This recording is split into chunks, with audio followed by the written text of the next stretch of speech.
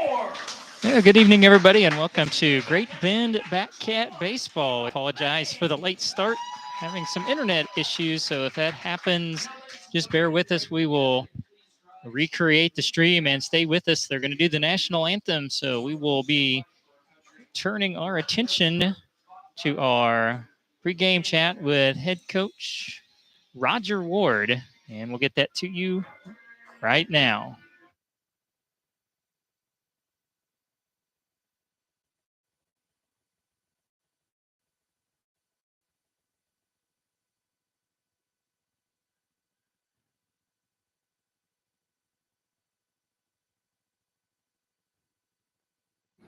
Welcome into our pregame chat with head coach Roger Ward. Coach, second night in a row.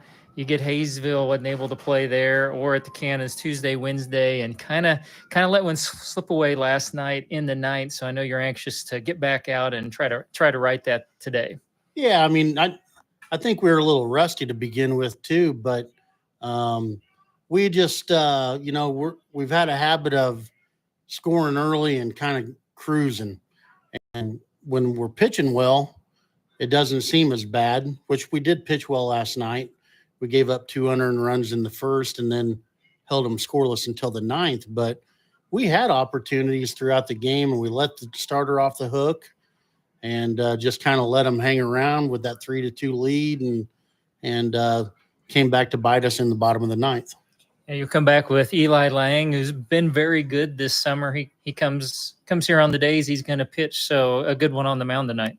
Yeah, I mean, it's going to be a good match. The elements, I mean, I don't know if it matters who's on the mound tonight. You're going to have to keep the ball down because the wind is just howling out. I think it's going to just be the toughest team tonight, and the team that makes the fewest errors is going to win. Yeah, it's truly the boys of summer on the first day of summer, pushing 100 today. So it's going to be, like you said, whoever's, I think, maybe the most tenacious and doesn't let it affect them, going to win tonight. Yeah, that's right. And I mean, we were out there during BP, and they're seeing how the ball's flying in different spots of the field. So they've been out there. They've handled it well. Just have to handle it well during the games and make sure we're not giving up, 4, 5, 6 outs an inning with misplayed balls and that type of stuff. And hopefully we don't buy into the wind and just try to lift the ball, because even on a windy day, I mean, they're not all going to go out. So hopefully, we're just hard and flat with our swings, and whatever happens with the baseball will happen. Appreciate it, Coach. Thank you, and have a good call. That's head coach Roger Ward. His thoughts on tonight's contest against the Haysville Aviators. And so we want to get you through the starting lineups. We're going to kind of do that on the fly. Again, we apologize. Just hopefully got the internet issues figured out as our Victory Barbershop starting lineups. Let's look at Eli Lang first. He's on the hill for the Batcats. He's thrown 13 innings this summer, 3 runs all earned on 10 hits. He struck out 11. He has walked 4. Easton Norris for the Aviators will lead off. He is the center fielder. Connor Rabe, the first baseman, will bat second. Batting third and behind the plate is Braden Horn. And your cleanup hitter is Cale Ortner. He'll be in left field. So Easton Norris going to play in his 12th game of the summer. Has 14 hits and 47 at-bats. And a little soft liner is going to get over the head of TJ Shaw on the first pitch of the game. And 1 pitch and a base hit. Leadoff man aboard in Easton Norris. It'll bring up Connor Rabe. Playing in his 14th game, 19 out of 41, 5 doubles. He has driven in a team high 18. Our wind 20 to 30, and higher gusts blowing out to left. This fastball, strike 1 to Rabe, and it's in the mid-90s. It was pushed 100 today. It was not a pleasant day at all outside. 1 strike pitch. This is hit well into the right center field gap, and it's going to fall in. And they may wave the runner home, and it's an early 1-0 lead as the throw comes all the way into the plate. It's an RBI triple.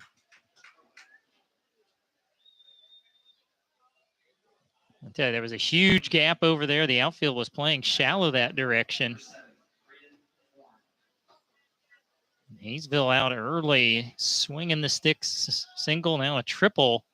We'll bring up the catcher, Braden Horn. A couple of homers. He's driven in 16. He's 15 out of 43 on the summer. We'll take up and in ball one. Batting fifth will be the DH, Tanner Falwell. Caden Anderson will bat sixth and play third base. That one brought in on the inner part of the plate. 1 ball, 1 strike. Batting seventh will be the right fielder, Graham Sullivan. Julian Hernandez, the shortstop, eighth, and Eric Nuno, second baseman for the Aviators, rounds out the batting lineup. This pitch misses down and away. 2 balls, 1 strike. And Cooper Sinney will be on the mound for Haysville when we get to the bottom half of the first. The 2-1 fouled back. It's 2 balls and 2 strikes. And Batcats had a 3-2 lead last night. Lost it in the ninth. A couple of fielding errors. And lost 4-3. Now the count's going to go full on Braden Horn. It's 3-2. Already 1-0 Haysville. Runner at third, nobody down, top of the first.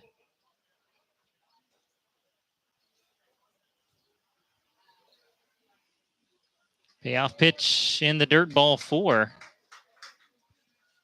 So single, triple, and walk to start the game for Haysville.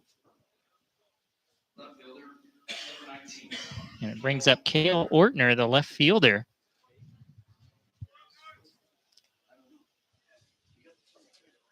Ortner in 36 at-bats is 10 of 36, 3 doubles. He's driven in 7.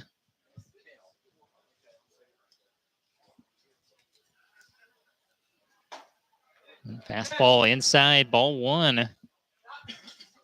And this is Pryor Automatic Fire Sprinkler and First Responder Night. Thank you to them tonight.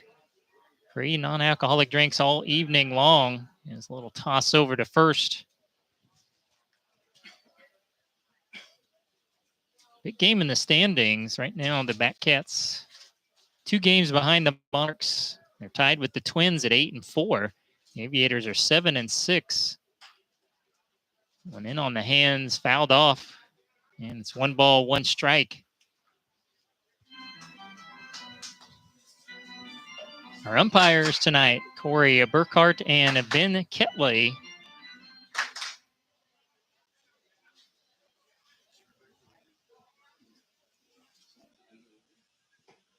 And an off-speed pitch misses low. It's 2 balls and 1 strike. Still nobody down. Runners at the corners.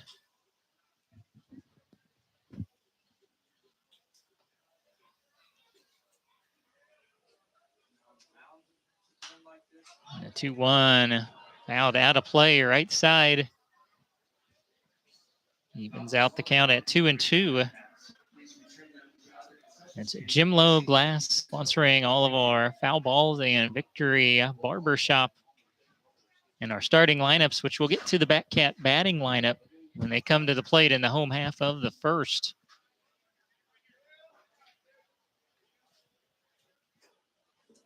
And the 2-2 fouled back.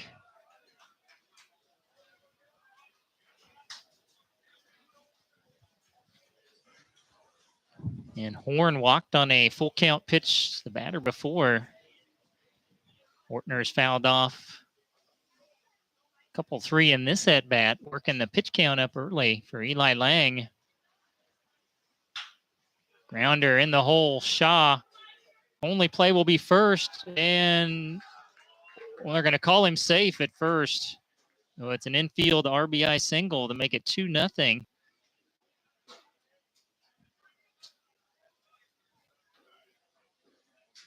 And already the 3rd hit of the inning. And still nobody out. Runners at first and second for the DH, Tanner Falwell.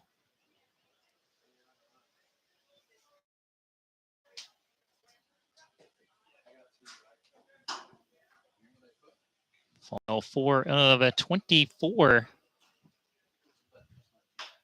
And a little chopper. This is going to be trouble. Shaw's only play will be first. So that gets the runners advanced. So still a productive out for Falwell.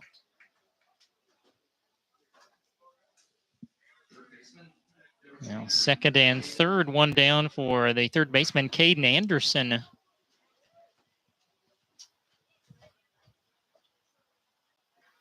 Anderson 6 for 35 as a double. He's knocked in 5, a single here. It opened up a nice first inning lead as Anderson will take a strike.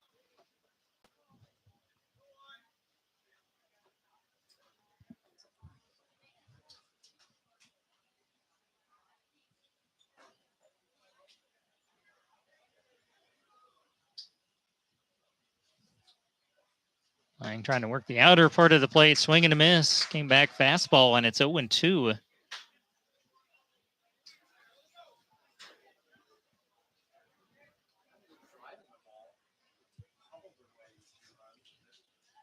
can imagine the left side and center of the outfield very deep. Oh, a great off-speed pitch. Oh, that's brutal. That's the calls you need right here when you need an out. Try to keep runners stranded. And it's 1-2. I think it was called low. You're hoping to get that third out call, the third strike call. And it's going to cost you. Line drive into center field. It's going to get a run home. And it's 3-0 Aviators.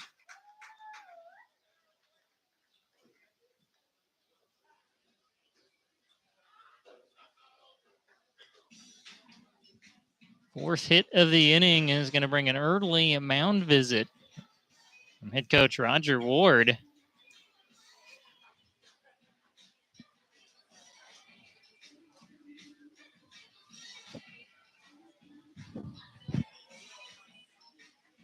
Certainly on your home field after a tough loss last night, not the start you were wanting.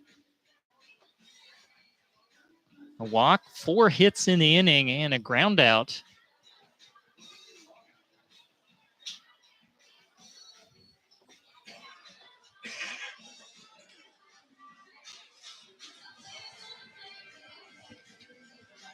And tomorrow, Cats play for the third straight day. They will travel to Kingman for a 7 o'clock start with the Islanders, and then back here on Monday with the Islanders. And you'll be through the first half of the season, with the exception of the makeup game against the Cannons, as now Graham Sullivan steps in, takes high ball 1.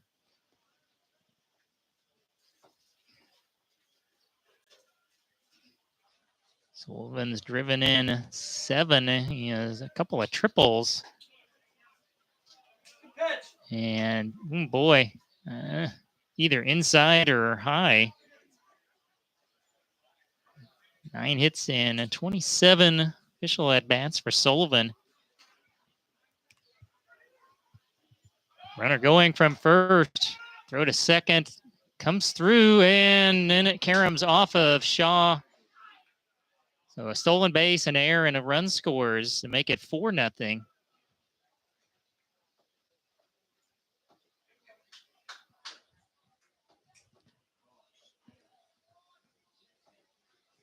Miscommunication, it looked like. I think it was supposed to be, at least it appeared to be, that it was supposed to be cut off by the second baseman.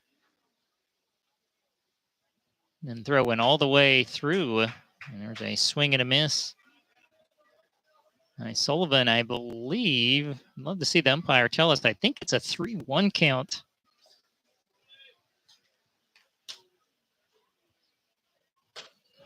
And it was. That's high ball 4.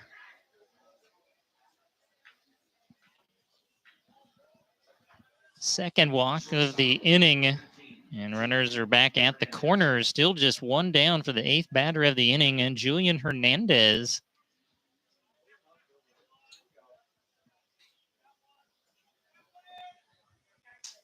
And 6 of 26, all of his hits have been singles. He's driven in 4. He takes down and in ball 1.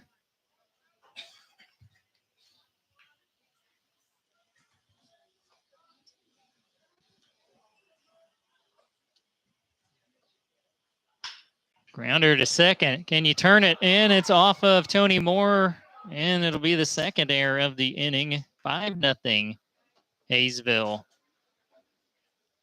We had hopes maybe to get out of the inning on that ground ball.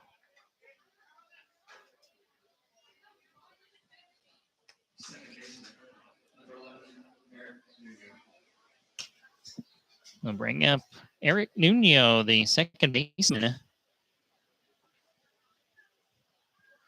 He is 4 of 34 so far this summer. And he will step in and take strike 1.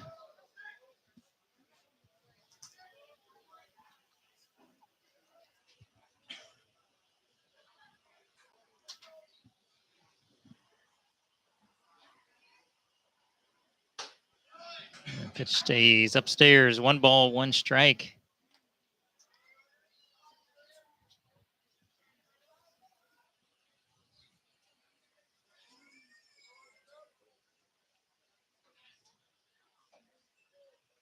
And 1-1. Low fastball fouled out of play. It's 1-2.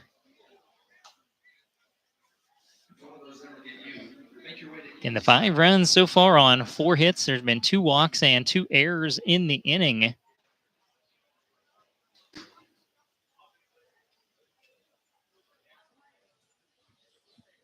1-2, both runners moving and throw to second, not in time.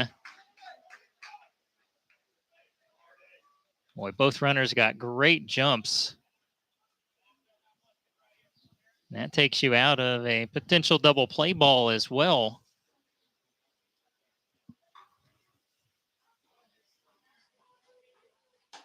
And fastball swing and a miss.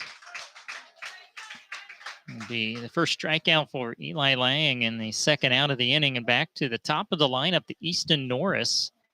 First pitch of the game, he singled to left center field.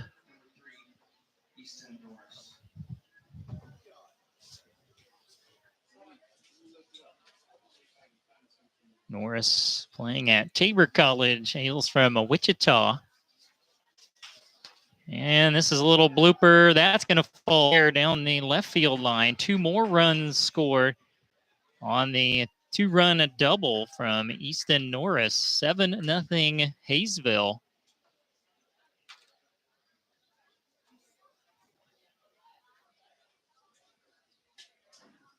Right off the end of the bat with that win. Nothing you could do about it.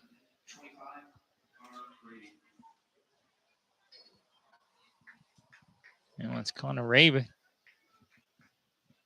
He had an RBI triple and a run scored earlier in the inning.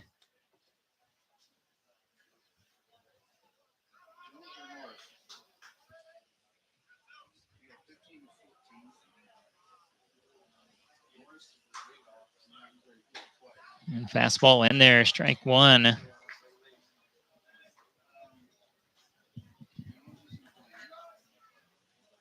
Good crowd on hand. Hopefully then the Batcats can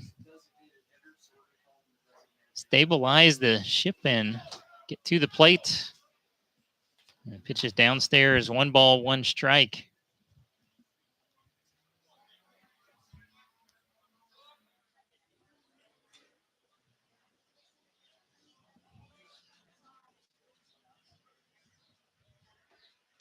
One one. This is heading towards right center field and going to fall in. Another run is going to come in. And it's 8-0 Haysville. Rabe has driven in 2 in the inning.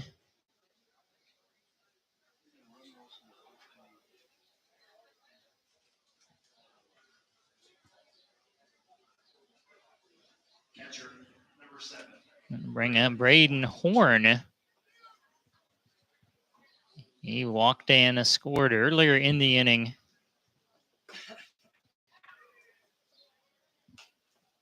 We'll take low ball 1.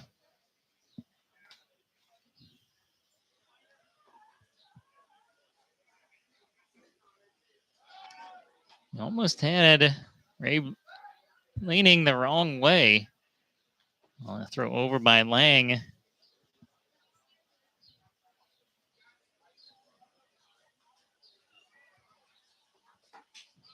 And inside, fastball. It's 1 ball, 1 strike.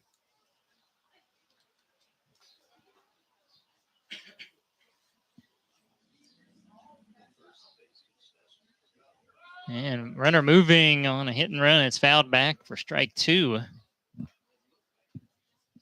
It's a 1-2 count.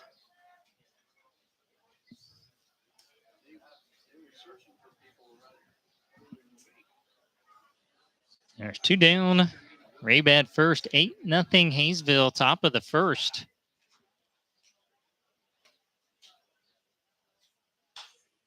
This is shot down the right field line, foul. Looked like it got right out on the end of the bat.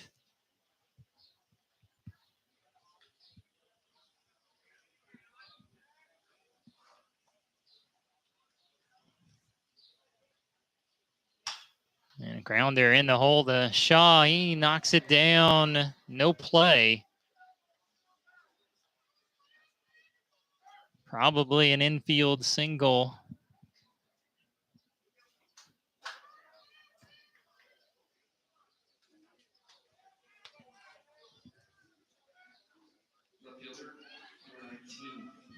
And now Cale Ortner for the second time in the inning.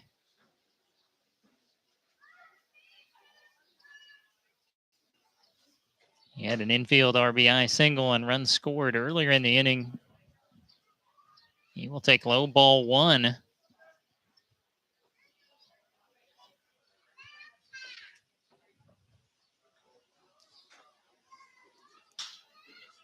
This is popped into shallow right field. Long run and dropped by Pomeroy. 9-0.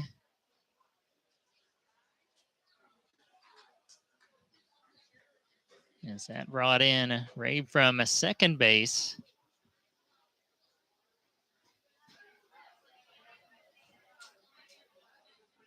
Horn ends up at third.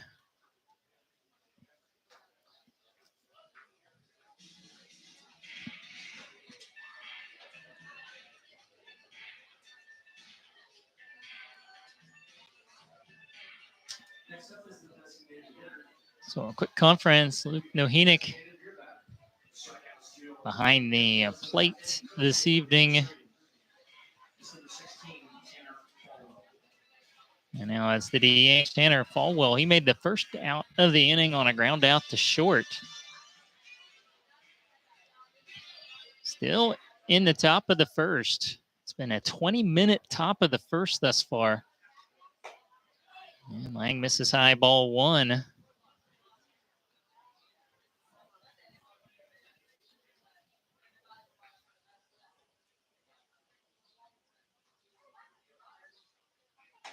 And a fastball, swing and a miss. 1 ball, 1 strike.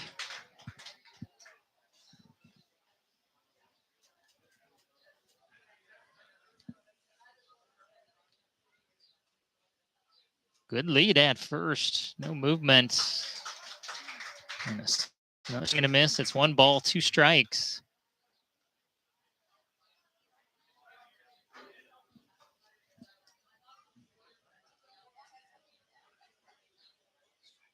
Yeah, the runner is moving. It's inside. Throw to second. And did he come off the bag? He did. He is out. I think he was there, but slid past the bag. So caught stealing will end the inning, but a 9-run top of the first for Haysville. So we'll take a break. 9-0 Haysville as we go to the bottom of the first. Watching Great Bend Batcat baseball.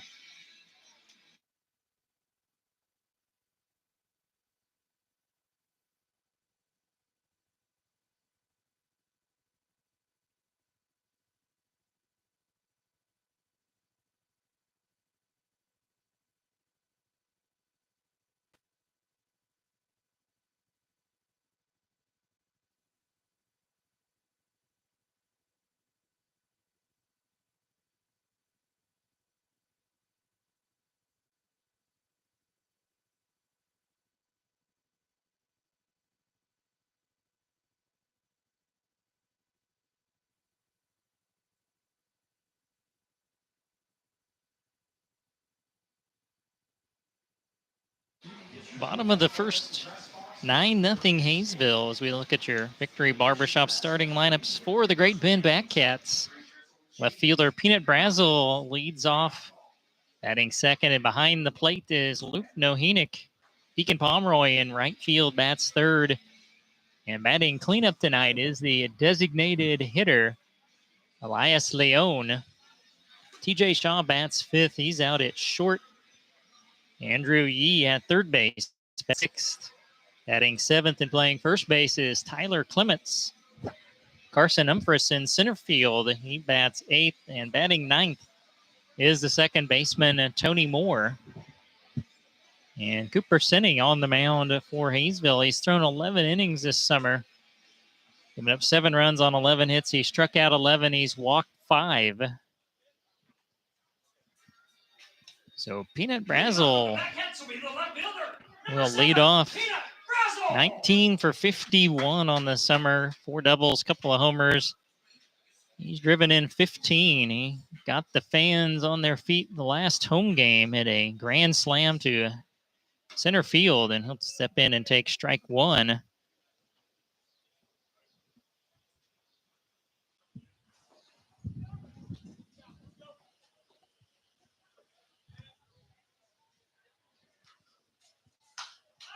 And a pop-up behind the plate. Is it going to get out of play? It will.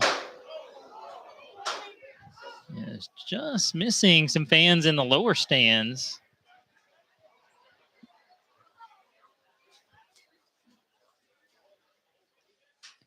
Cindy plays at Vernon College. He's from Tolar, Texas.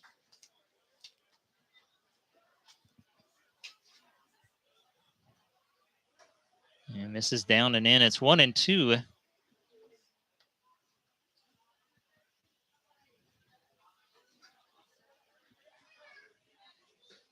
And down again. 2 balls, 2 strikes, but give your starter a 9-0 lead before you take the mound. That loosens things up. Fastball. And Senny was walking off like he had a strikeout, but the most important person on the field said it's ball 3.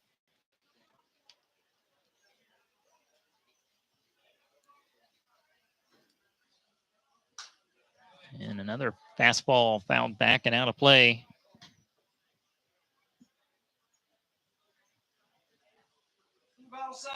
And overall, the Aviators 9-6, 7-6. And the Jayhawk line shot and just foul of the left field line. Count stays full on Peanut Brazel. Great Bend overall 8-6. They are 8-4 in Jayhawk play.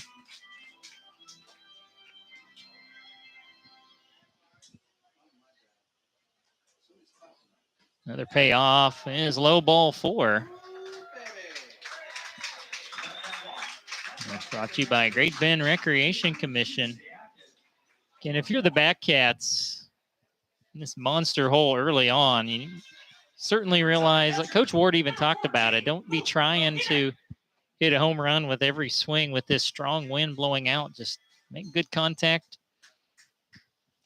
See what can happen as that pitch is called strike 1 to Nohenick. It's 8 for 22.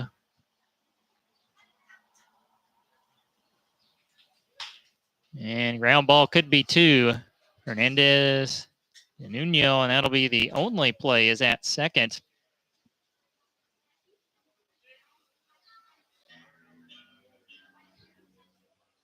Fielder's choice. There's one down for Deacon Pomeroy. Couple doubles, couple homers, 13 runs driven in. 10 for 32. He was absent from the lineup last week. He takes high ball 1. He's down in Arizona at the MLB Draft Combine. We'll take outside ball 2. It's 2 balls, no strikes.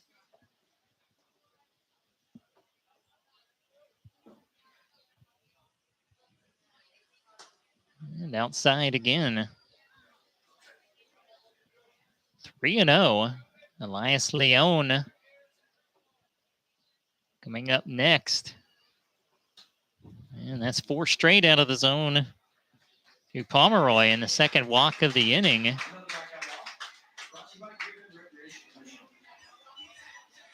We'll bring up Elias Leone. We're switch hitting. He'd love to have a lefty on the mound. He'd be up there righty, but he'll bat lefty. 14 for 45, has 4 doubles, a homer, and he's driven in 10.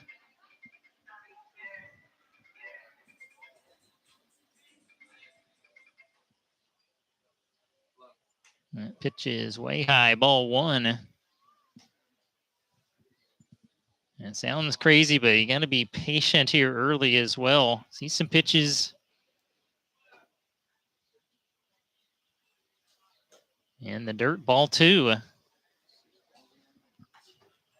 2 balls, no strikes. 1 down, runners at first and second. 9-0 Haysville, bottom 1.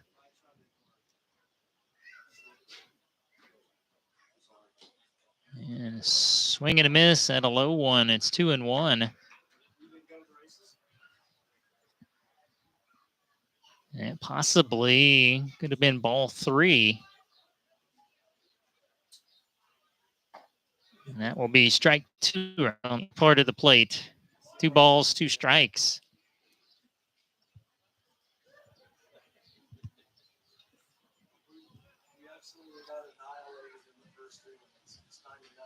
And did he get a piece of it? He did. Just enough to foul it back.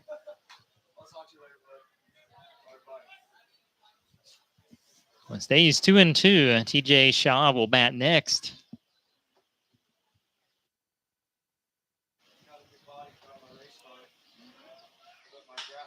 And a slow roller to first will advance the runners. That'll be out number 2 as Rape takes it himself.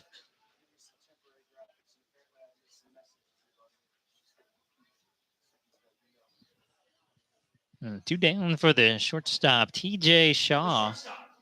Hitting .395, 15 for 38. A couple of doubles, 1 homer. He's driven in 8.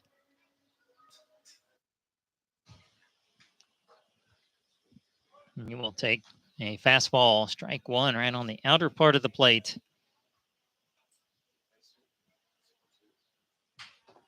And a little blooper right side and a bad toss to first.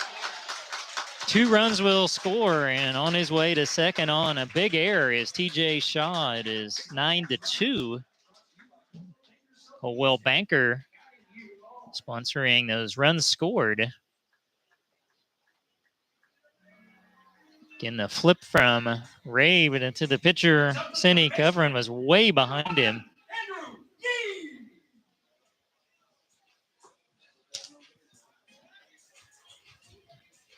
And I'll ring up the third baseman, Andrew Yee.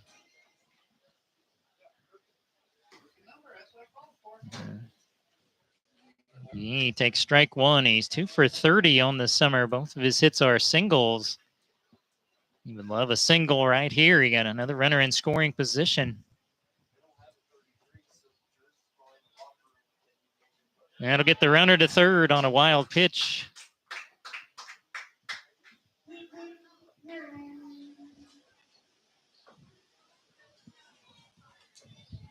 Count on Andrew Yee, 1 ball, 1 strike.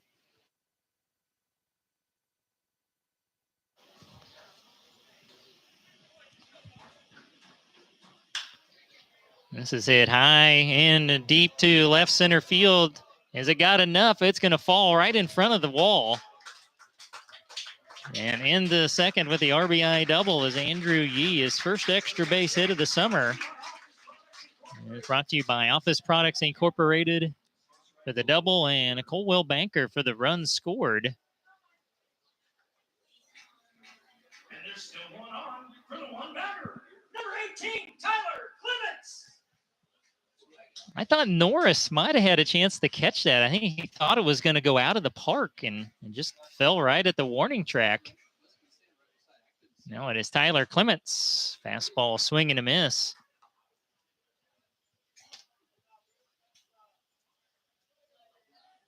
Clements is 1 for 14 at the plate this summer. We're splitting his time on the mound. He'll pull this one foul for strike 2.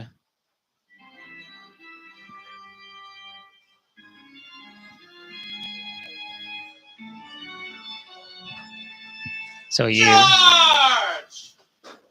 taking 3 runs off of the deficit so far here in the first. And that one goes behind Clements, and taking a third on the play is Andrew Yee.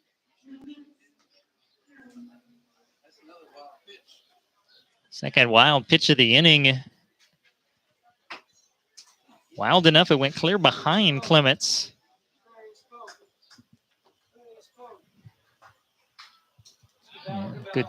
Good cut on a low fastball. It stays 1-2.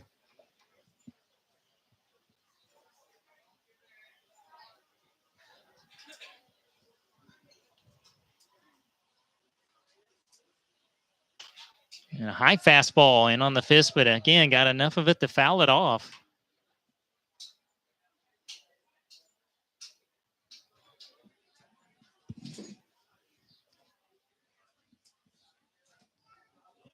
The count stays 1-2. Yee at third, 2 down, bottom of the first. And if the wind will push this back fair, it'll get a run home. It is foul. You were hoping it might hang up in the air long enough for the wind to bring it back into fair territory down the first baseline, but unable to do so.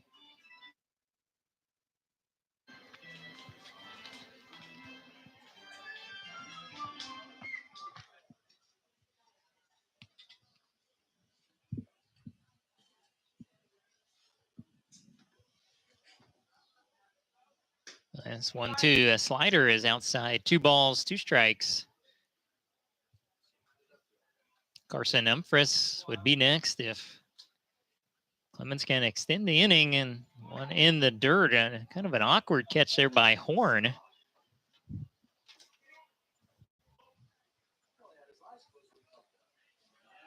Now the payoff pitch. Grounded up the middle and into center field. RBI single. Well, it's going to be a single into second. Safe. Great base running to stretch that into a double by Tyler Clements. That's Office Products Incorporated for the double. Colwell Banker for the run scored. And it's 9-4. Batcats have chipped away. That was their second hit of the inning. And they'll get their 9th batter to the plate in Carson Umphris after a conference on the mound. Well, let's take a look at the rest of the schedule tonight.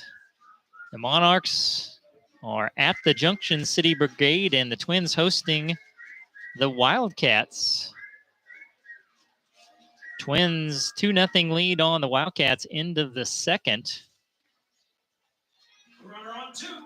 Monarchs and the Brigade, 4-0 Brigade in the top of the second. And it brings up Carson Umphris for the Batcats. He'll take low ball 1.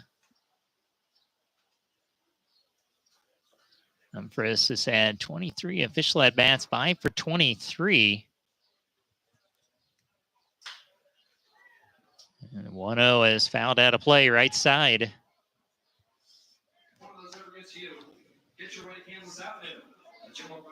13 batted for the Aviators in the top of the inning. This is the 8th batter for the Batcats.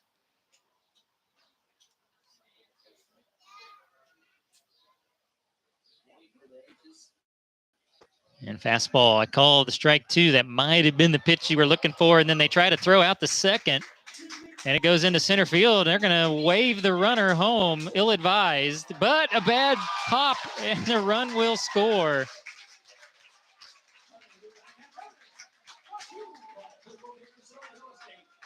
Colwell Banker and Real Estate. That'll be the second error of the inning on the throw initially to go into center field.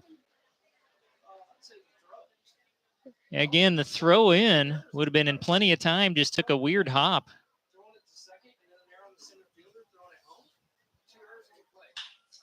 And Umphreys pops it into right field, and Wynn's got a hold of it. It's going to fall in.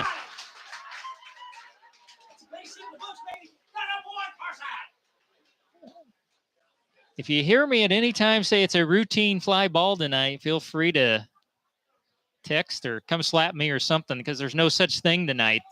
That played havoc. Nuno and Sullivan, neither could get near it. And it's 9-5 with Tony Moore to the plate. Fat Cats have sent 9 to the plate. As Moore will step in and take strike one. Moore is 6 for 31 this summer. All of his hits have been singles.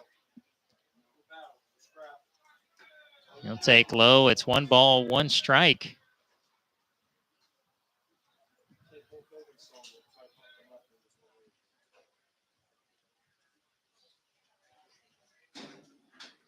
And breaking pitch foul back. It's 1 ball, 2 strikes.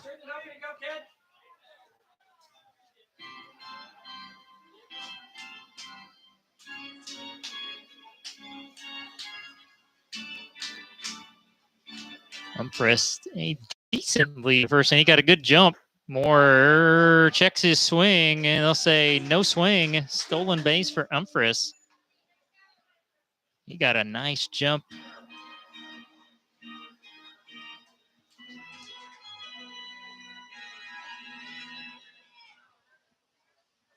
Now it's a 2-2 pitch. Outside, ball 3. I tell you what, it has been, we have seen most of the summer that's a strike. Tonight, it's been there several times. It has not been called a strike yet. The payoff in the dirt, ball 4. Third walk of the inning for Cooper Sinney. That's Great Bend Recreation Commission, and back to Peanut Brazel at the top of the lineup. He led off the inning by drawing a base on balls. Right to the left fielder, number 7, Peanut Brazel.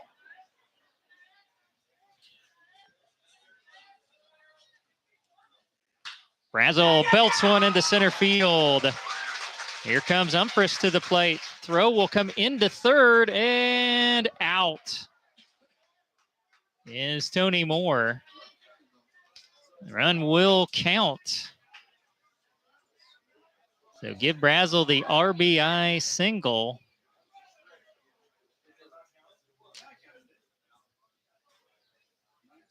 And then Moore thrown out at third as the final out of the inning. So a wild first inning that took 40 minutes to play. Haysville 9, Great Bend 6. We'll take a break. Back for the second inning with Great Bend Batcat Baseball.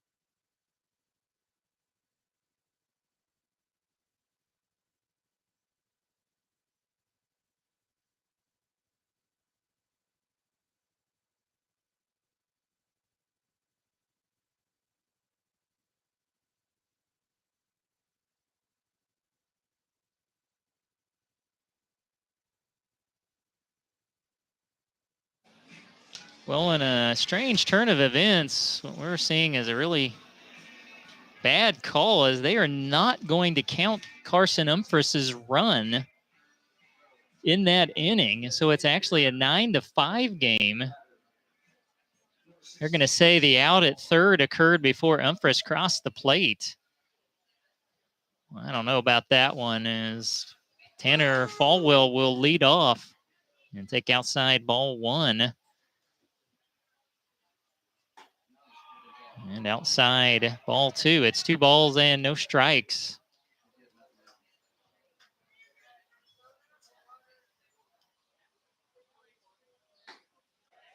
And took a little something off of that one. Falwell swung right over top of it. He grounded out too short in the first inning. He was in the box when Ortner was caught stealing in the inning.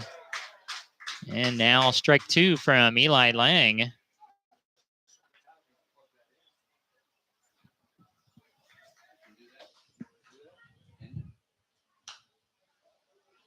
The 2-2 fouled back and out of play. So it's Falwell, Caden Anderson, and Graham Sullivan here in the second. Coach Ward was very upset about that, disallowing that run.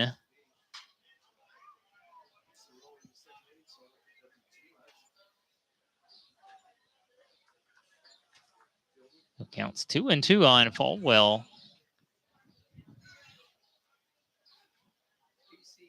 Oh, yeah, nice off-speed pitch, swing and a miss.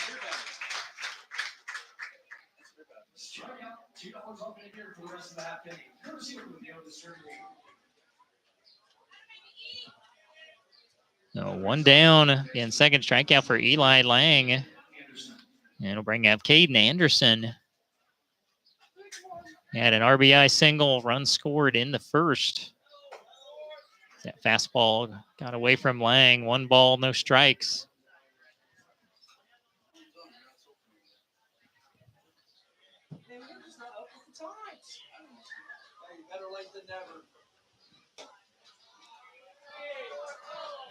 Wow, and then really good looking pitch, I'm going to have to say, was called high. It's 2 balls and no strikes. And outside 3-0.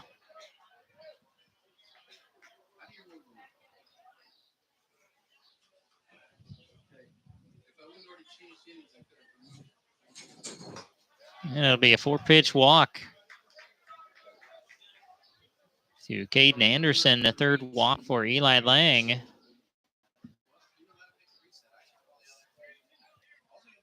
And brings to the plate Graham Sullivan. He walked and scored in the first.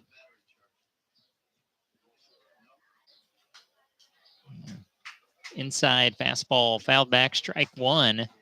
Now you're hoping for the Batcats that Eli Lang can just kind of settle in, maybe go 3-4 innings for you after that long first. There's a swing and a miss for strike 2 on Sullivan. Knowing you're playing again tomorrow, you hope to not have to use 3-4 pitchers this evening. We'll see how the rest of the game shapes up as fastball inside. It's 1-2.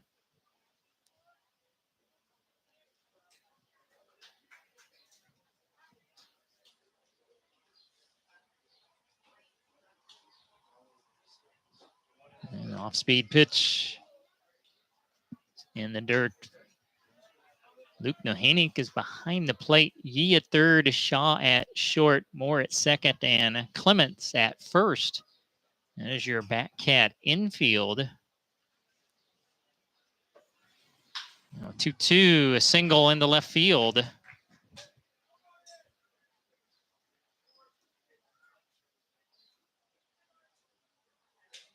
Runners at first and second, and Haysville in business again here in the second.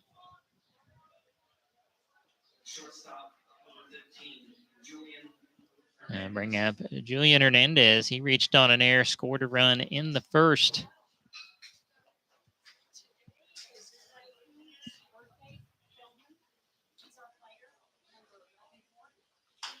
Chopper to third. Good. 1 and to first, not in time. You kind of wonder if Yee should have. He had the runner dead to rights, right in the baseline, trying to go to third. And it took a little bit too long to get the double play started. So you do get out number 2 on the fielder's choice. I'm going to bring up Eric Nuno. And he'll take strike 1. Nuno struck out to be the second out of the first inning.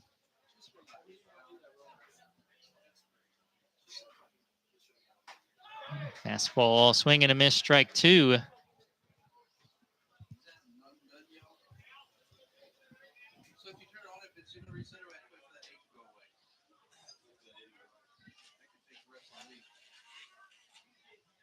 And the 2-strike pitch runner moving. No throw to second. Well, you are not getting that high strike call this evening. You're not getting that. You're not getting that outside corner to right-handed batters. And that's a called strike 3. Nuno has struck out in both his at-bats, and Eli Lang allows 2 base runners but strands them both. So we head to the bottom of the second. Haysville 9, Great Bend 5, as you're watching Great Bend Backcat Baseball.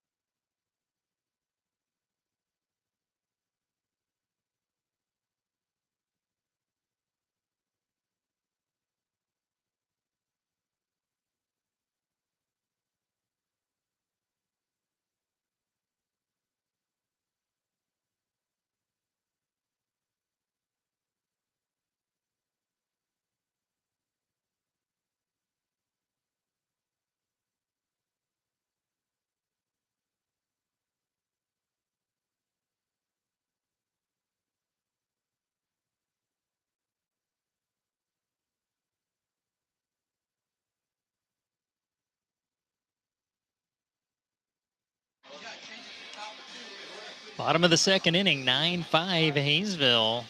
As Luke Nohenick, Deacon Pomeroy, Elias Leone coming up for the Backcats. The catcher, number 14, Luke Nohenick reached on a fielder's choice and scored in the first inning. He'll take upstairs ball 1.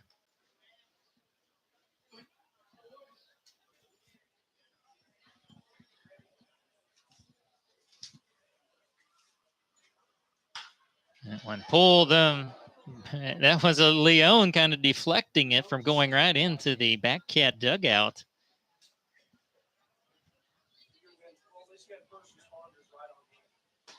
And breaking pitch perfectly placed inside part of the plate, strike 2. We're sending a couple of shakeoffs. Comes back with a breaking pitch and has his first strikeout.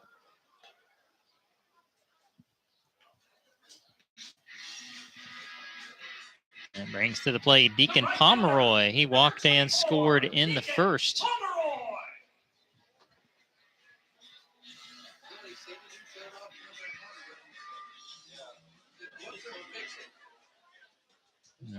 Into the breaking pitch again, strike 1. We didn't see a lot of that from Cindy in the first inning.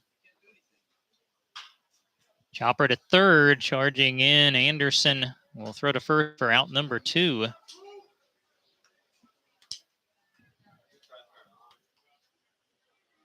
Gonna bring up Elias Leone. He grounded out to first in the first inning.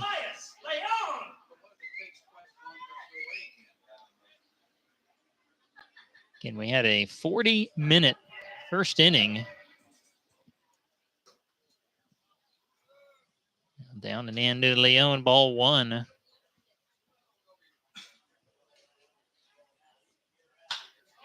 And he hit one well to right field, but that's where the wind will hold it up.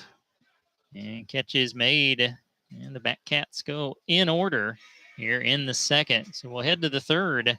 9-5 Haysville. You're watching a Great Bend Batcat Baseball.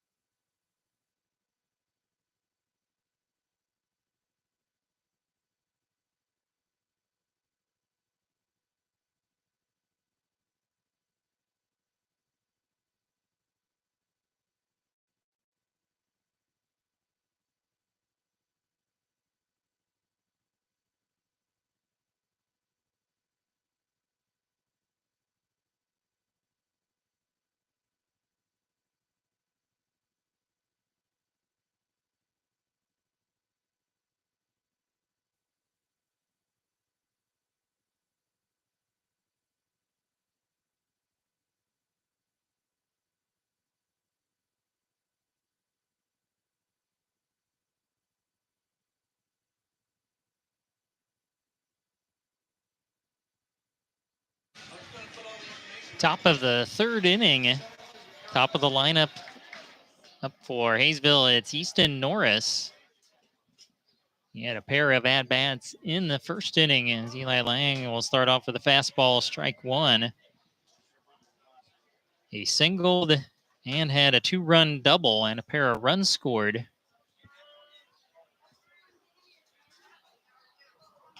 Check swing. That is a foul ball for strike two.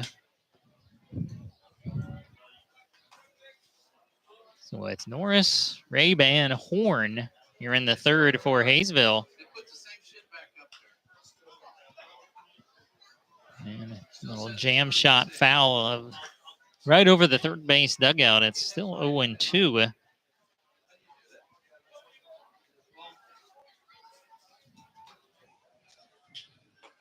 An off-speed pitch in the dirt. It's 1 ball, 2 strikes. Jason, will you bring this back to the office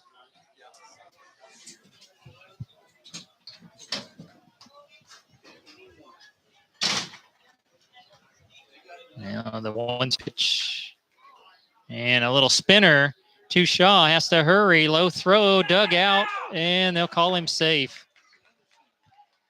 Now Norris is now 3 for 3.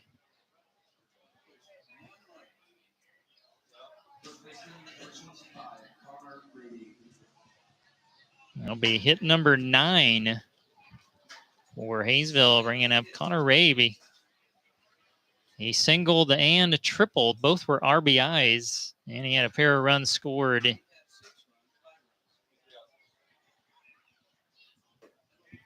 Fastball stays down, ball 1.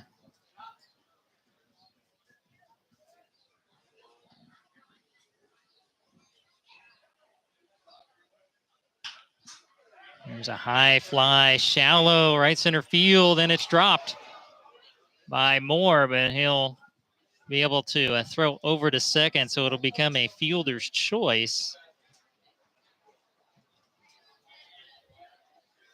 So you were going to get an out one way or the other. So now runner at first, 1 down for Braden Horn. He walked and singled in the first inning. Now he pulls one just foul down the left field line.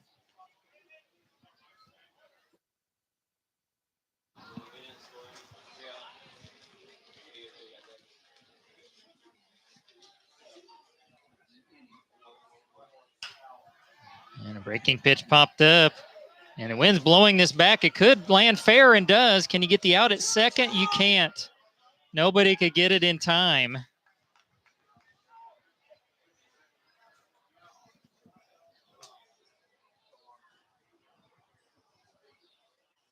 That's hit number 10 for Haysville. And again, an opportunity. You give an extra out.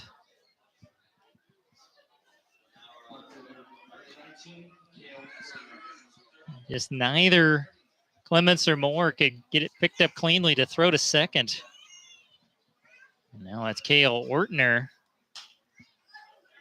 He pops one out of play right side. Ortner singled and reached on an error in the first inning. That single was an RBI infield single.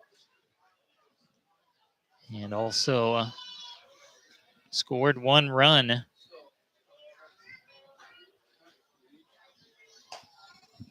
So take outside. It's 1 ball, 1 strike.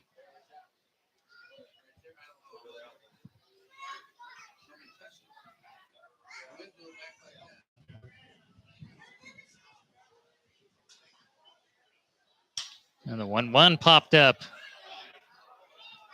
Who's going to take it? Tony Moore this time's got it for out number 2. That wind is making it brutal. And now to try to get out of the inning unscathed, you got to get to the DH, Tanner Falwell, who has bounced to short and struck out.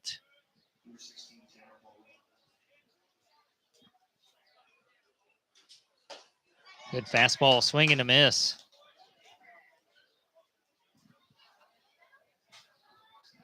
9-5 Haysville, top of the third.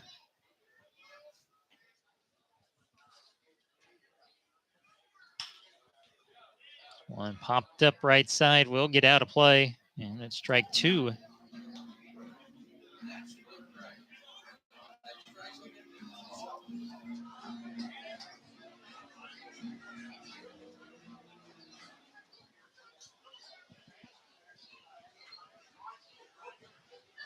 Flying ready, runners both moving, and throw to second, and it's a double steal.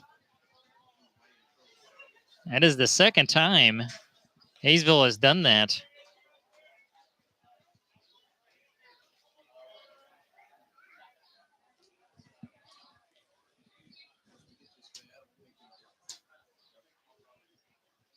And a good outside fastball, swing and a miss. 4 strikeout for Eli Lang. No runs, 2 hits, and a 2 left. So we head to the bottom half of the third. It remains 9-5 Haysville. As you're watching Great Bend Batcat Baseball.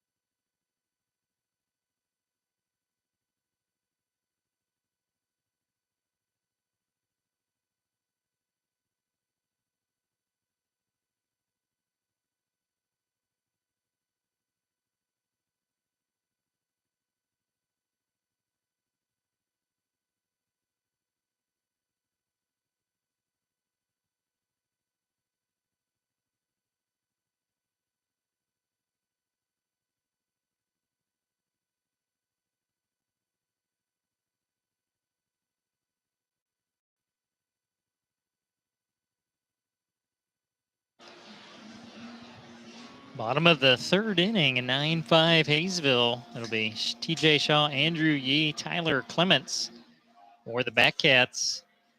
Again, your defensive set for Haysville. Horn behind the plate, Anderson at third, Hernandez at short, Nuno at second, Rabe, at first, Ortner in left, Norris in center, and Sullivan is in right. And it's prior automatic fire sprinkler and first responder night. Free non-alcoholic drinks all night long. Also, a big thank you to Advanced Therapy and Sports Medicine, the official sports medicine provider for the Great Bend Batcats. Shaw reached on an error, scored a run in the first inning. Little chopper. No, they're going to say a foul ball. Must have went right off the plate. That's a bad break for the Batcats. That would have been tough to get Shaw.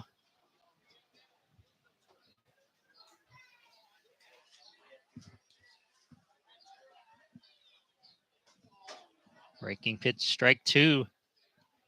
That was a pitch Cindy threw a bunch in the second inning. And throws this one in the dirt. It's 1-2.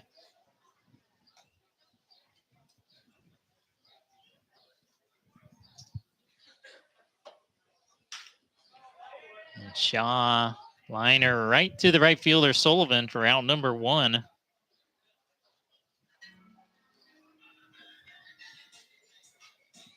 third baseman, number 11. So now it's Andrew Yee.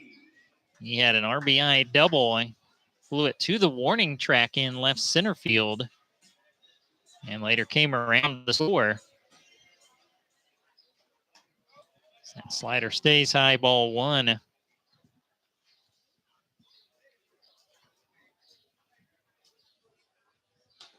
And, now that's the first time we have seen that called a strike tonight.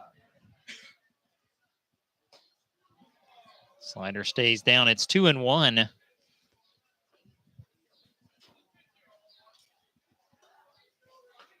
And 3-1.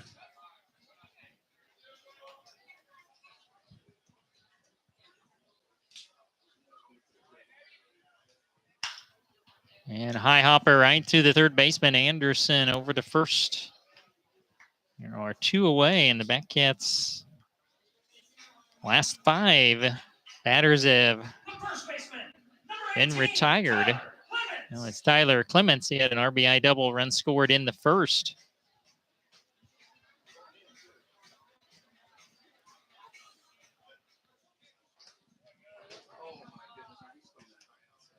Fastball, strike 1.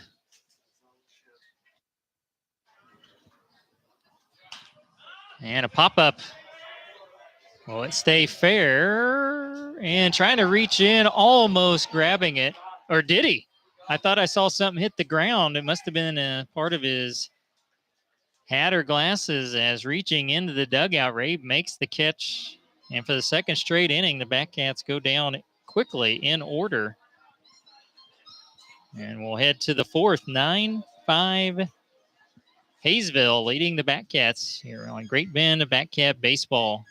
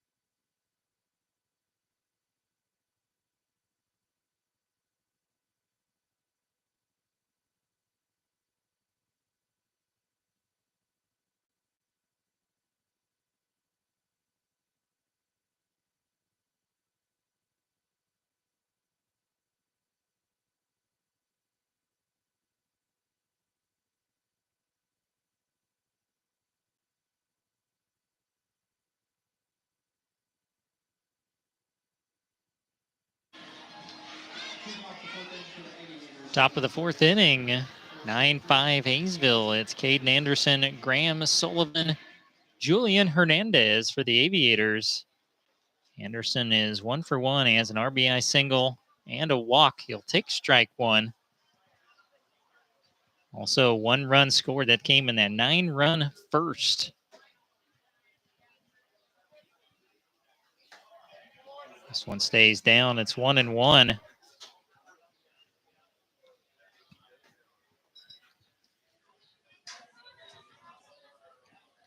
Eli Lang delivers. This one is hit high and deep to center field, off the wall. And heading for third in there with the triple. Oh! Got the relay there at the last. Might have got him, but Anderson leads off the fourth with the triple off the center field wall.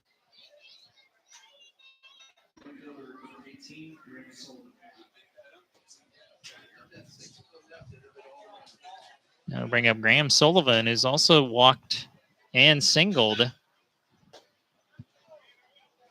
will be strike 1.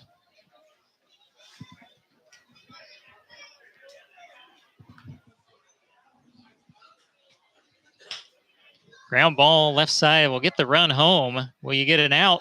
And it's going to be a two-base error on the throw.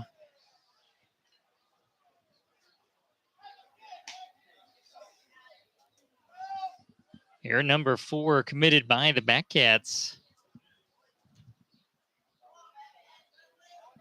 It's 10-5 Aviators.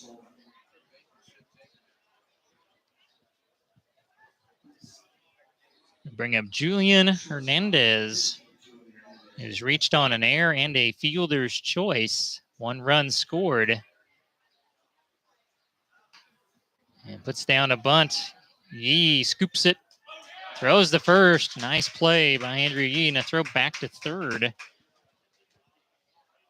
Safe is Sullivan. That's the first out of the top of the 4th to bring up Eric Nuno. 2 at-bats, a pair of strikeouts so far for Nuno.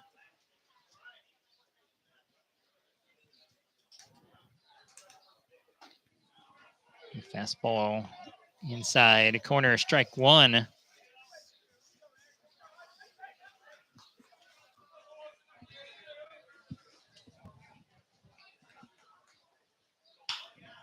Grounder, Shaw this time looks the runner back to third, throws the first. Second out of the inning. We'll bring up Easton Norris. He has not been retired yet. Singled and doubled in the first inning. Scored twice, drove into, and then he had an infield single in the third.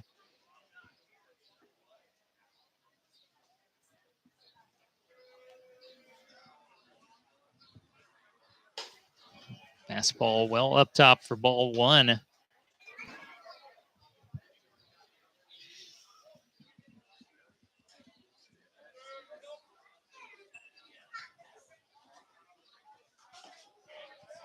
And 1 at the knees. You don't get the nod. It's 2-0.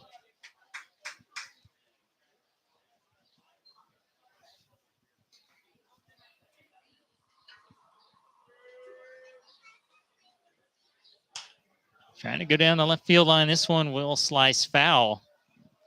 And you could see it in the swing. That's all Norris was trying to do. Just get the bat on it. See if he could loft it down the line. He's got the speed to make that a double.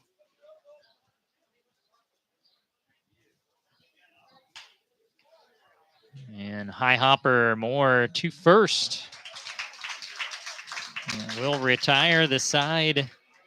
Aviators get the leadoff triple and score 1 on 1 hit, 1 error, and 1 left.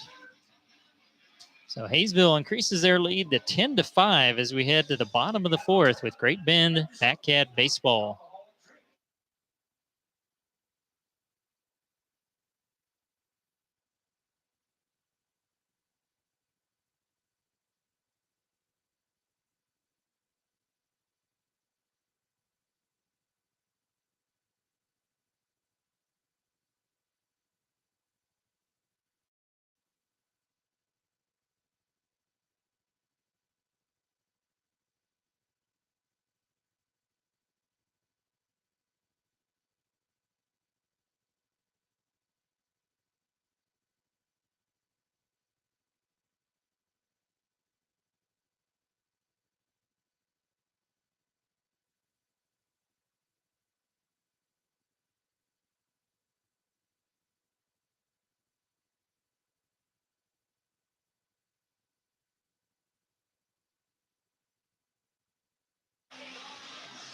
Bottom half of the 4th, 10-5 Haysville here on prior automatic fire sprinkler and first responder night. Carson Umphris, Tony Moore, Peanut Brazel coming up for the Batcats. Umphris singled and we thought scored a run in the first. It was not allowed. Takes in the dirt, ball 1.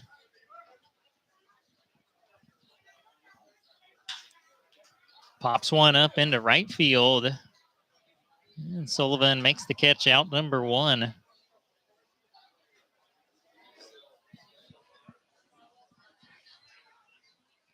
And he'll bring to the plate Tony Moore. The second baseman, number 8. Moore walked in the first, and then he was thrown out at third on a play where we thought Carson Umphris had scored on a Brazel single, but then we were told it was not allowed. As Moore will take a breaking pitch, strike one.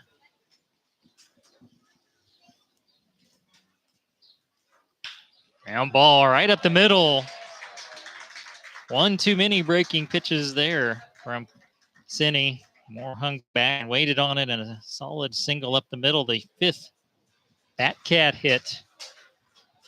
We'll bring up Peanut Brazel, who batted twice in the first inning, singled and walked.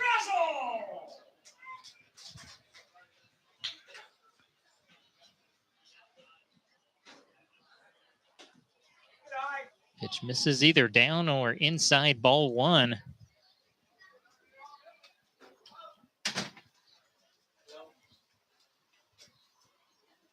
And a check swing. Oh, they'll say he went around. 1 ball, 1 strike.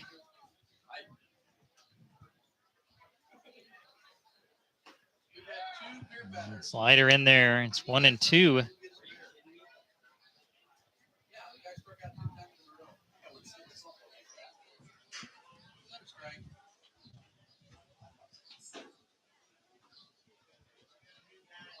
And tried to come back fastball at tails inside. 2 balls and 2 strikes.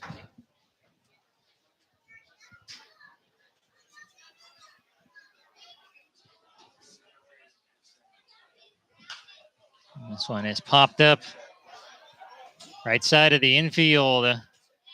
Or out number 2 was a catch made by Nuno.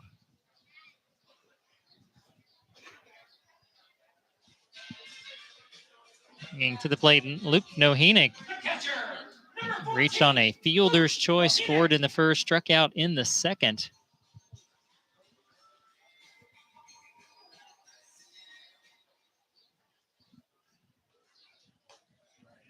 And that time, the slider stays high, ball one.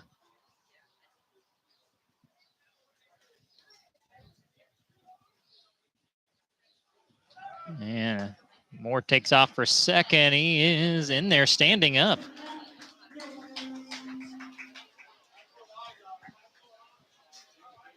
I believe, yeah, it was ball 2.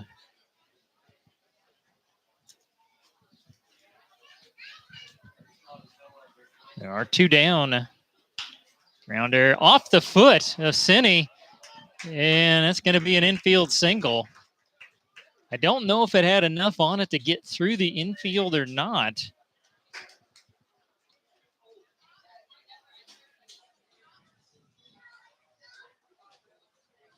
That'll put runners at the corners. For Deacon Pomeroy, walked and scored in the first. Grounded out the third in the second inning. Fastball, swing and a miss. Just off the outer part of the plate.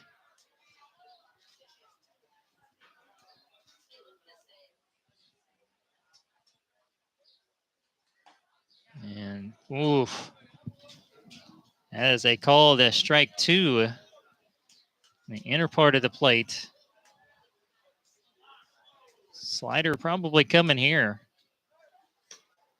No throw to second. On another fastball.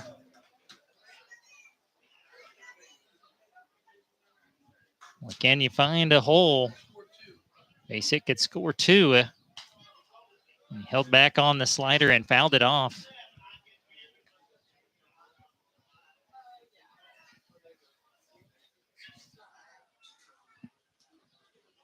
That Cats trailing 10-5, bottom of the 4th.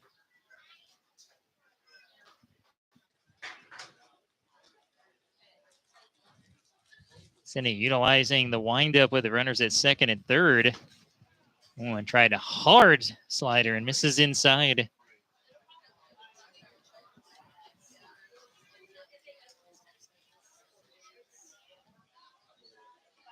And got him swinging on the slider.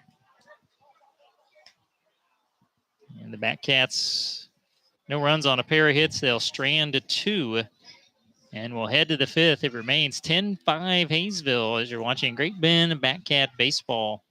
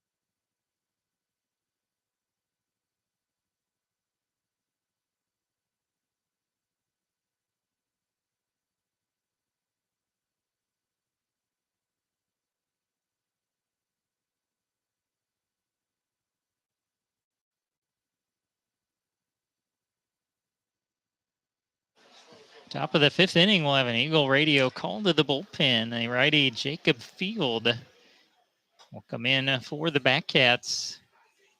He's thrown 6 innings this summer. He's allowed 7 runs on 5 hits, 4 walks, 6 strikeouts. So Eli Lang goes 4, gives up 10 runs on 10 hits. He walked 3, he struck out 4.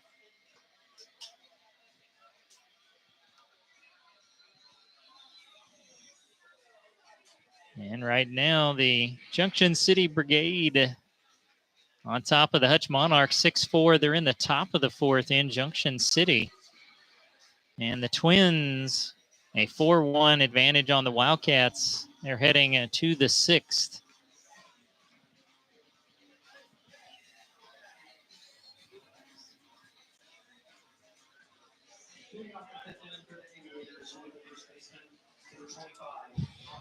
Connor Rabe will lead things off for Haysville here in the 5th. He has an RBI single and an RBI triple. He's also reached on a fielder's choice. A fastball from Field in there for strike 1.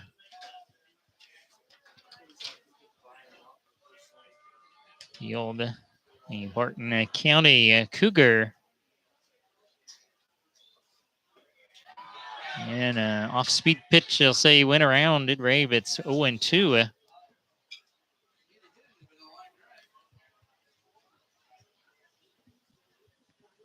This is your 2, 3, and 4 spots in the lineup for the Aviators. High fastball fouled out of play. Rabe Bradenhorn and Cale Ortner.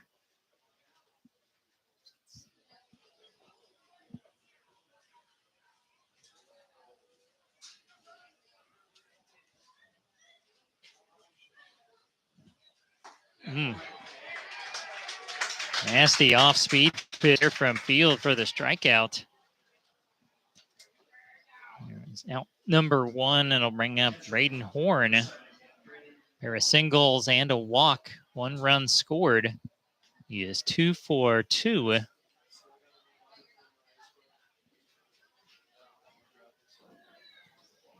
Again, a 40-minute first inning tonight. 14 runs combined. 1 run since then combined. Fastball in there, strike 1. Sometimes you just can't explain baseball away.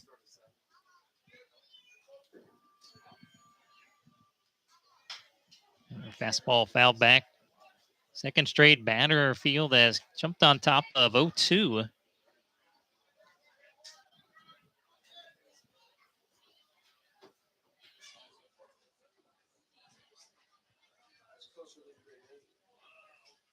Two strike in the dirt.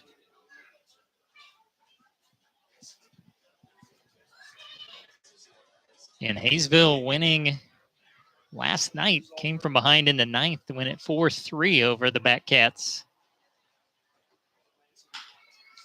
Line shot into right field. Will be a base hit for Braden Horn. His third and the team's 11th.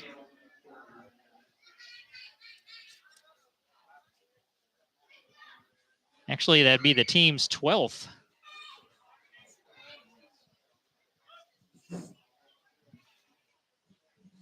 And we'll bring to the play Cale Ortner.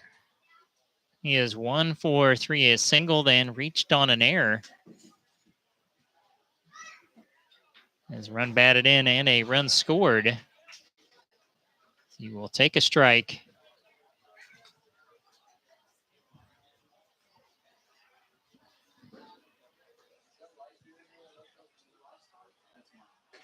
Another fastball, strike 2. So the 3 straight batters Field has gotten to an 0-2 count on.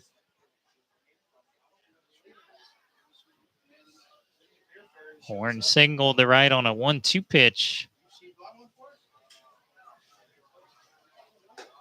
This fastball stays down and away from Ortner. The DH, Tanner Falwell, is next.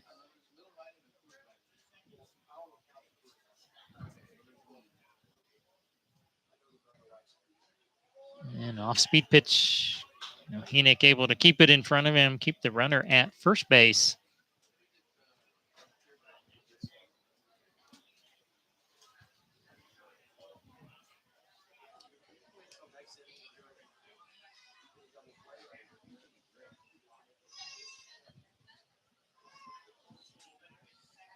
A 2-2, Chopper to third. He, the second for 1, over to first. 5-4-3 double play. And that will end the inning. No runs, 1 hit, nobody left. So it is trivia time tonight here at the Owl. You know the correct answer. You can text my cell phone at 620-897-7060. I'll give you a big shout out on the air. Include your name if you know this question. In the Batcats' inaugural season of 2017, they qualified for the NBC World Series and won their first 3 games. They lost their next game to be eliminated, ending with a 9th place finish. Can you tell us who beat them? And that's in 2017, who eliminated the Batcats at the NBC. So can the Batcats put any pressure here on the Aviators? They have not gotten a run since the first.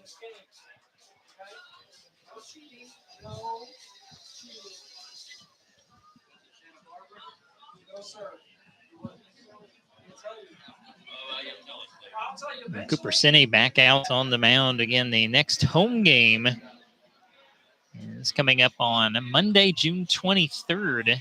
Cajun Connection, their world famous jambalaya, will be available. And it'll be the Kingman Islanders in for the first time this season. And then next Wednesday, back where we started the season, non-conference with the Dodge City A's. So coming up, Batcats trailing 10-5. Elias Leon, TJ Shaw, Andrew Yee. Leon has grounded to first and flown to right. He shows bunt and will take low ball 1. Designated hitter number 16, Elias Leon. Gonna show bunt again, and is called a strike. And actually went off the catcher's glove to the backstop. Somewhat rare to see a strike called when that happens.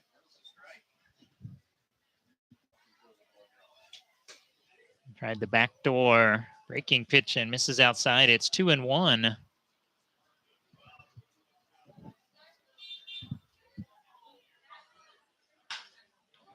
And a ground ball to first. Cine covering out number 1.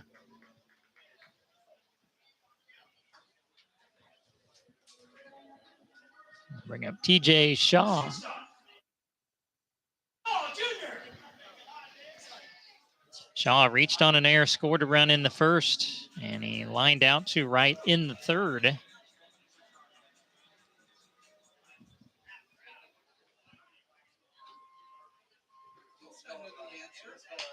And a slow roller, and I think, is that not a foul ball? Is that not off his foot?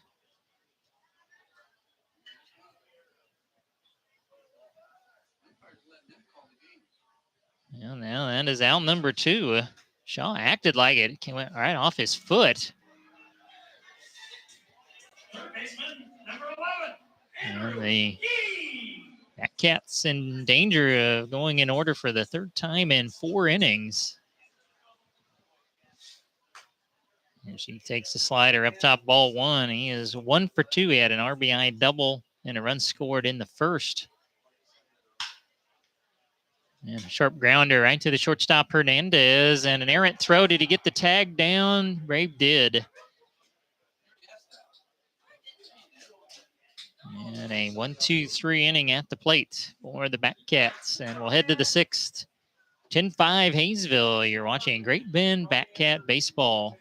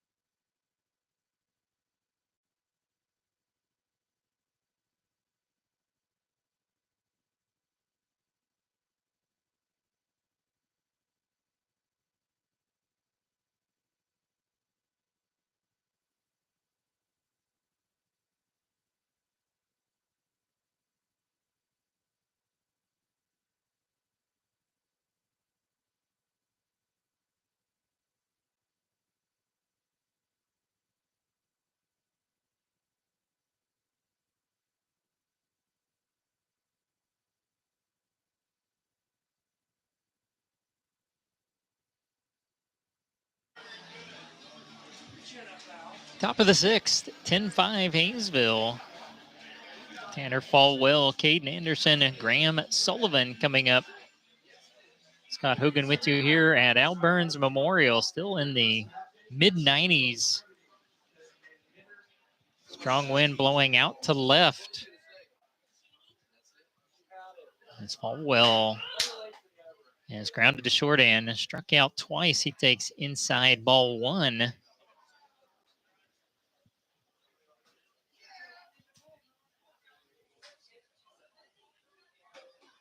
And inside again, it's 2-0. A 9 in the first for Haysville, 1 in the 4th inning, but they have had base runners in every inning. This one has popped up. Clements gives a look. It gets out of play for strike 1. So Haysville continue to have put pressure on. The Batcats have just had a pair of base runners since the first. They both came in the 4th.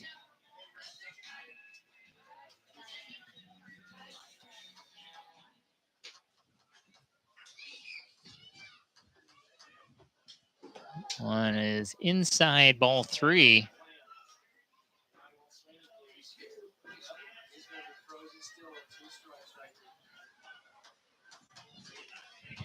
The count's 3-1.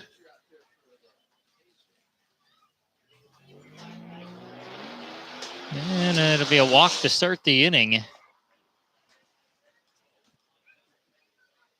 First one issued by Jacob Field. And the streak continues. At least one base runner in every inning so far for Haysville. I'm going to bring up Caden Anderson. Got an RBI single, a walk, and a triple. He has scored twice. Fastball in there, strike 1. His triple was about halfway up the center field wall. Looks to be about a 20 to 25 foot wall out there. And a little blooper. This could be trouble down the right field line. It's going to fall in. And it'll be safe at second for Falwell.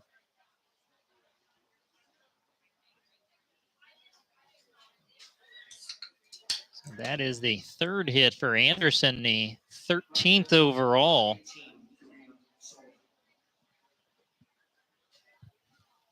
That'll be Graham Sullivan, who is 1 for 2. He is singled, walked, and reached on an error.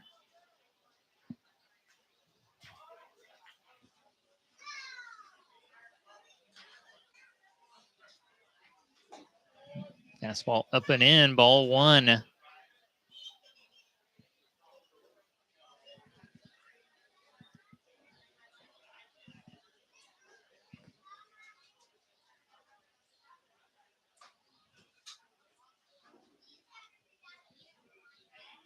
And the 1-0 also stays up top. 2 balls, no strikes.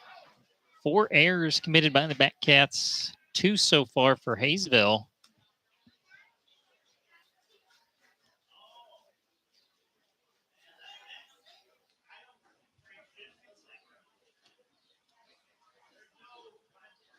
And the 2-0 is outside, ball 3. Julian Hernandez. Coming up next is Field in trouble here in the 6th.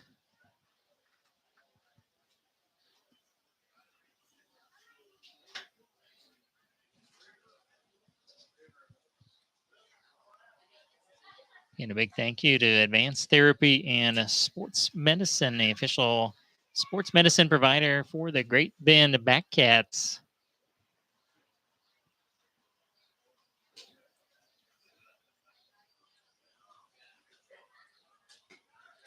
That is got the nod. Didn't know you were going to get it.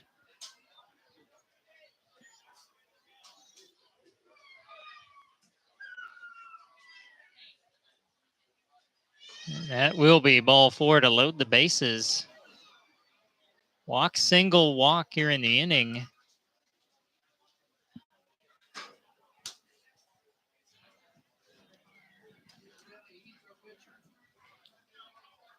It'll bring to the plate Julian Hernandez.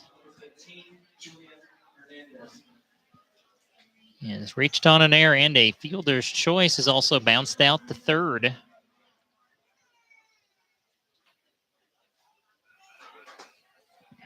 Fastball finds the strike zone.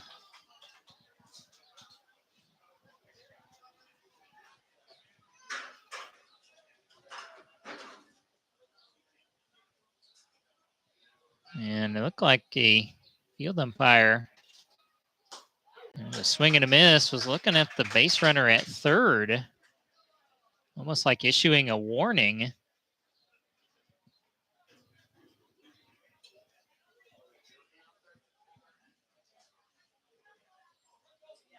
Your 2-strike pitch fouled back.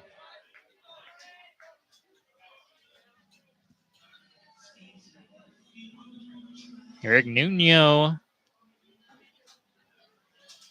is due up next, but I do not believe he is going to bat. I think I see a new batter. It's another 0-2 fouled off by Hernandez.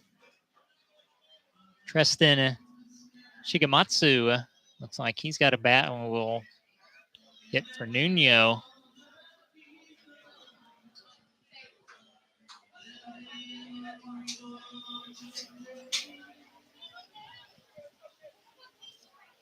Another 2-strike pitch. Got him with a high fastball. For the first out of the inning, and Jacob Field's second strikeout. And it's Tristan Shigematsu to hit for Nuno.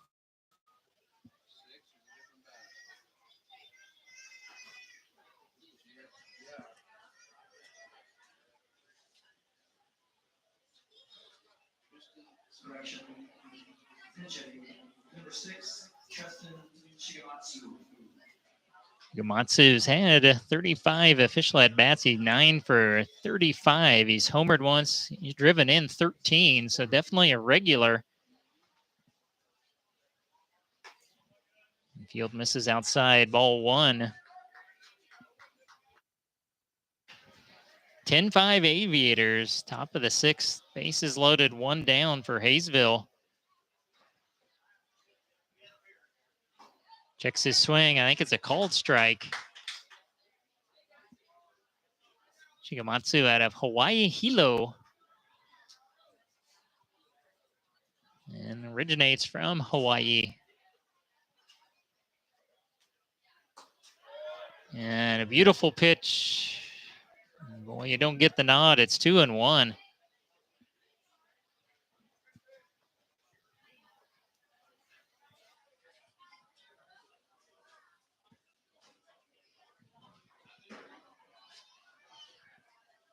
And way high. 3 balls, 1 strike. Nowhere to put Shigematsu.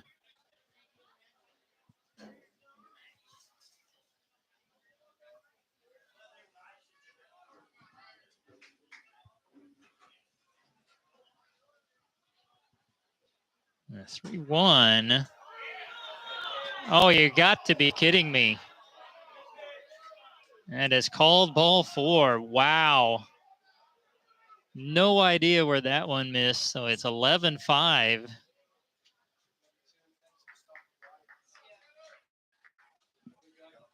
As a frustrated Jacob Field.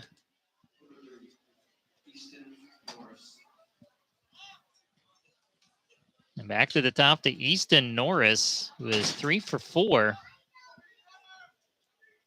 For a single and a double. And that one called ball 1.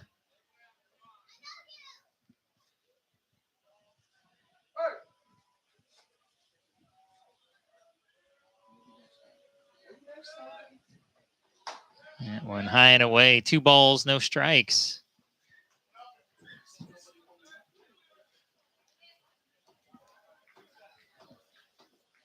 This is the top of the lineup. Morris has a pair of singles, a double. His double was a 2-run double back in the first. So take a strike. It's 2-1.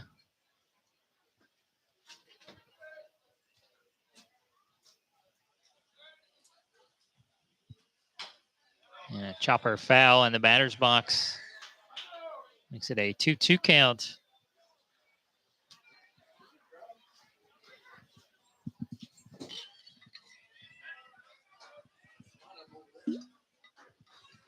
Good crowd on Friday night to get the weekend started here with Batcat baseball. Well, that is high ball 3. Full count on Norris. Bases loaded, 1 down.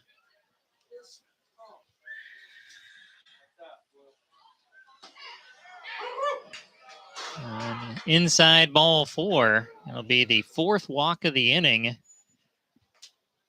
And makes it 12-5.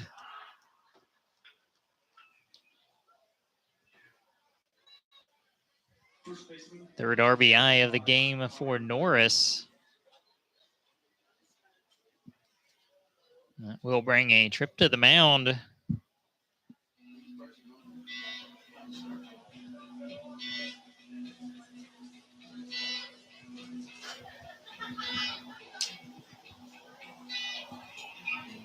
Connor Rabe is the batter due up.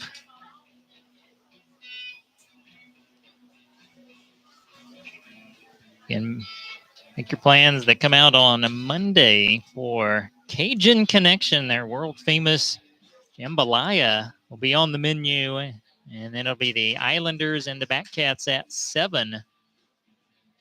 And 3 home games next week. The A's on Wednesday and then the Rebels on Saturday.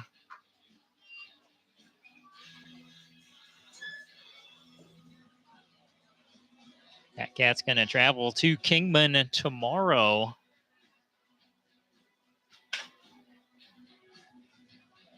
Again, still awaiting a guess on our trivia tonight. And Coach Ward discussing the strike zone while he's out there. He's very unhappy with it.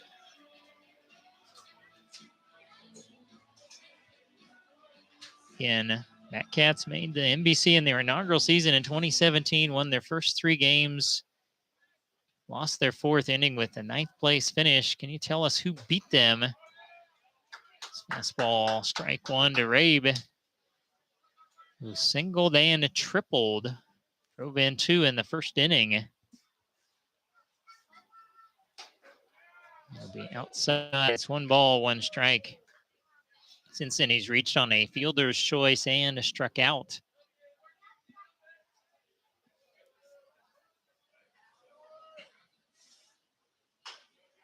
This is a chopper at his foul of 3rd. Just in case. He grabbed it, stepped on the bag. And if you know the correct answer to that trivia, text me at 620-897-7060.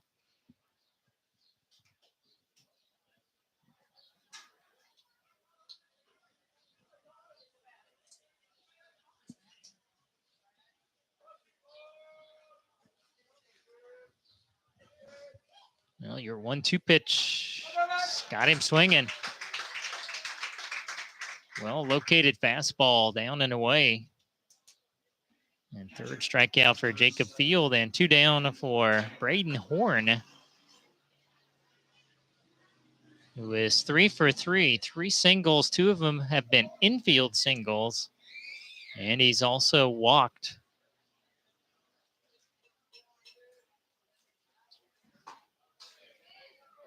Pitch misses, I guess, inside, ball 1.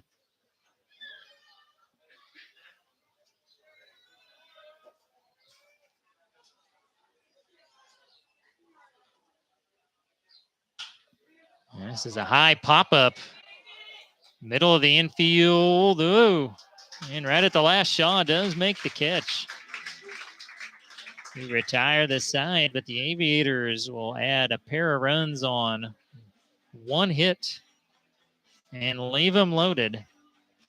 So 12-5 Haysville as we head to the bottom of the 6th with Great Bend Batcat baseball.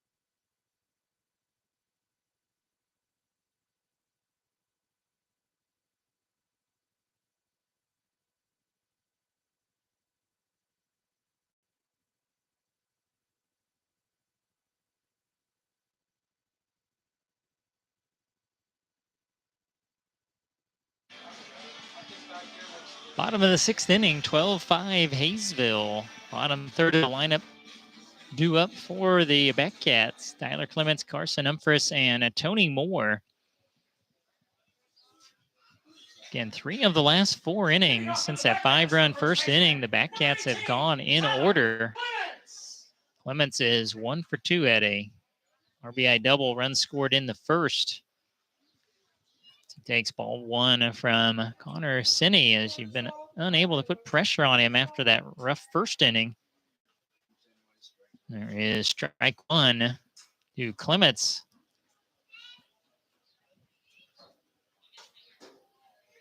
And slider stays high, ball 2.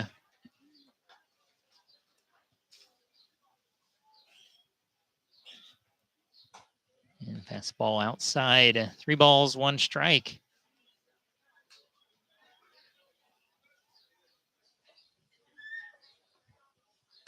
That'll be a leadoff walk for Tyler Clements.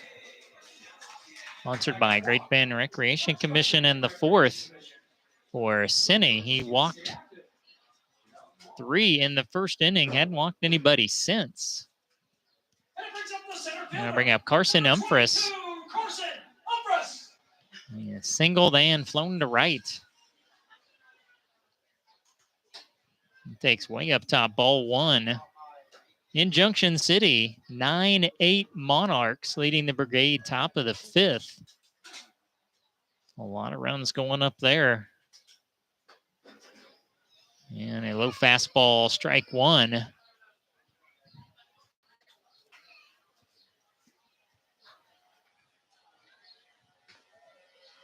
And a call to strike 2 on the outside corner. It's 1 ball, 2 strikes.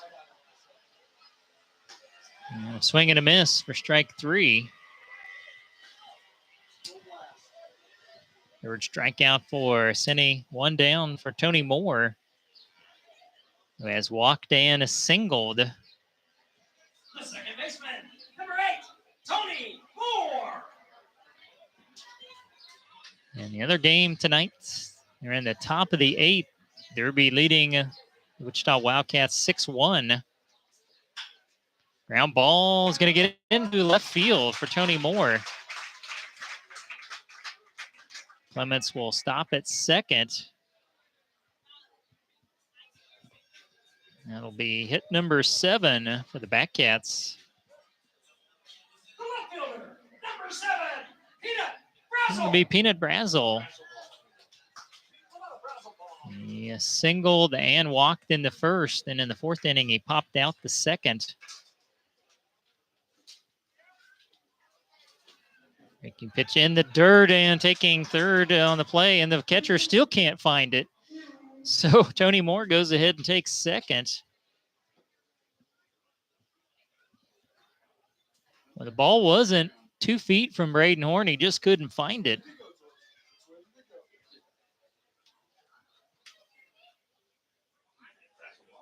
Horn from Derby, currently at Kansas City, Kansas Community College. You can tell he's frustrated talking to the umpire.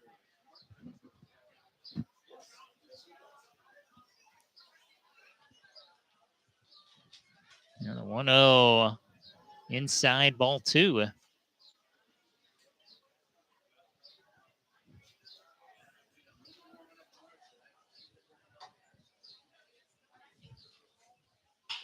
Brazel, base hit into left. They'll have to hold the runner at third. Moore had to hold to make sure it would get through. So Brazel with the RBI single makes it a 12-6 game. Brought to you by Colwell Banker and Real Estate. Brings up the catcher, number 14, Luke Ohinek. And a quick trip to the mound. I think we're going to have an Eagle radio call to the bullpen. I believe it's Jacob Soha. I've got that correctly.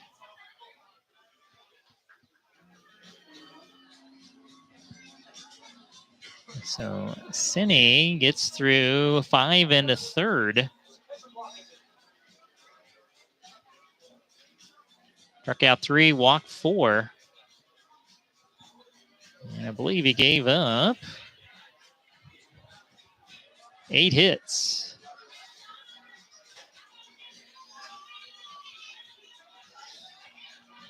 Soha.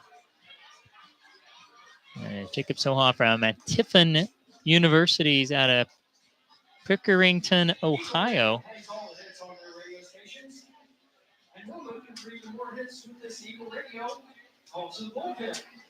Now pitching for the Aviators is number 21, Jacob Soha.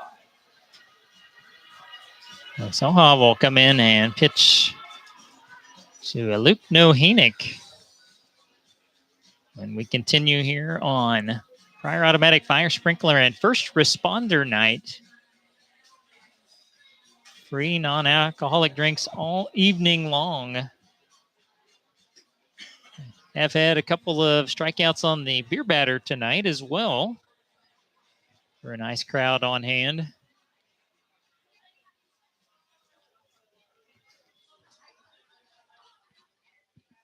And the Batcats make a rally here in the 6th.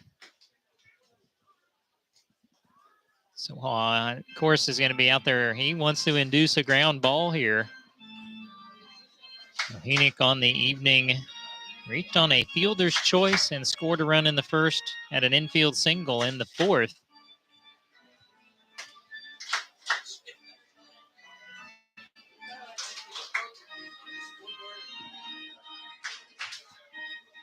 We're ready to continue. And Moore at 3rd, Brazel at 1st.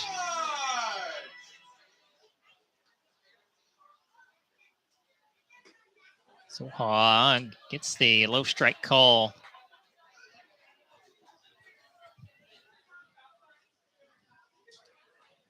A little bit different motion. And ground ball to short. Second for 1. Not in time to 1st. So you'll get an RBI on the fielder's choice. Makes it 12-7.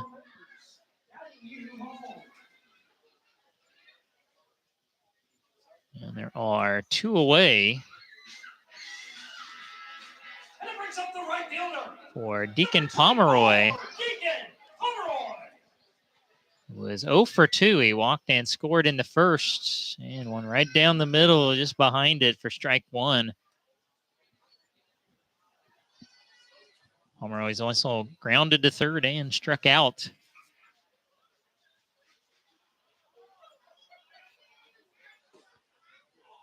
Yeah, pitch a little bit below the knees. Ball 1. 1 ball and 1 strike.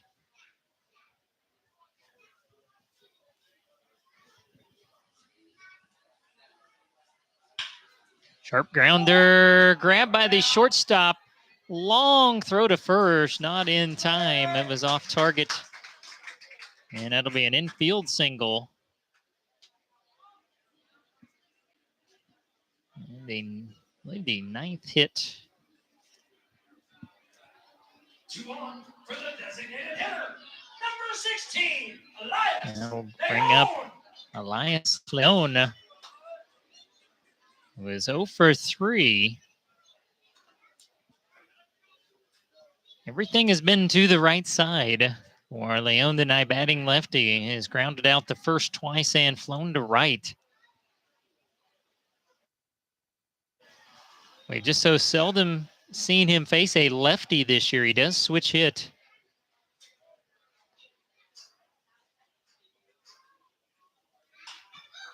This one hit high in the air. I don't think it's going to carry enough to left, and it does get over, and it's a ground rule double.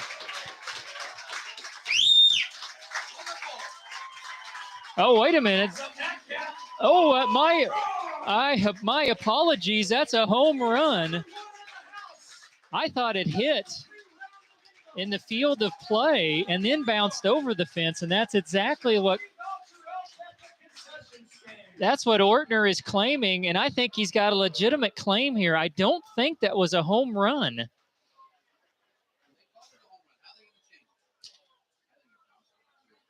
The field umpire, that's his call, and I think it's going to stand, and I'm all for the Batcats, but I think that should have been a ground rule double.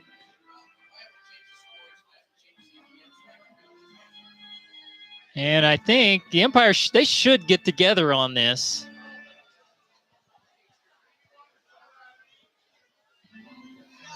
So let's see if this stands.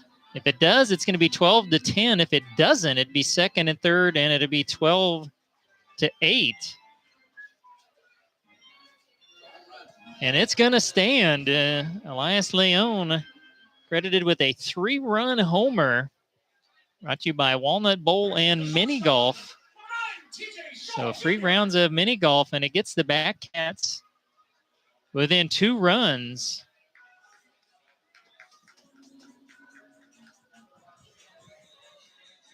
Again, from what I saw, I thought it was a ground rule double. But the umpires, they're the final word. And now it brings up TJ Shaw. And now suddenly a 2-run game. He takes low ball 1. Shaw is 0 for 3. Been on base. He reached on an error in the first.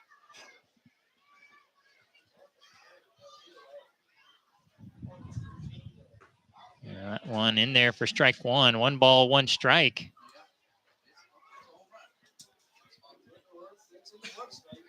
So 7 of the runs are charged to Cooper Cine.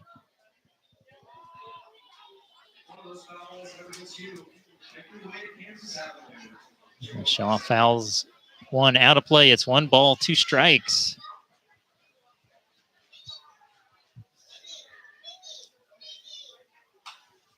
This one fisted him. It's fouled back and out of play. So again, that was Walnut Bowl and mini golf. Some free rounds of mini golf for the home run and Colwell Banker for the runs scored. I guess that'd also be Office Products Incorporated. That's an extra base hit as well.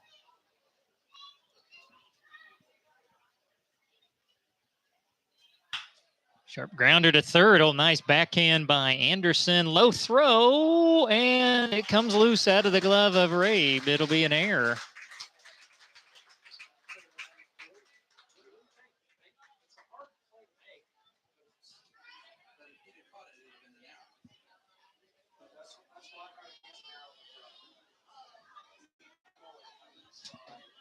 So you'll get the 9th batter to the plate here in the inning, and Andrew Yee. The third baseman, number 11, Andrew Yee. He is 1 for 3 in the ball game, and an RBI double and a run scored in the first. Runner moving, and this one's popped up right side of the infield. And the catch is made by, I believe, your new second baseman, that Shigematsu, to retire the side. But the 3-run homer from Elias Leon is part of a 5-run inning for the Batcats. So we head to the 7th. Aviators 12, Batcats 10. And you're watching Great Bend Batcat Baseball.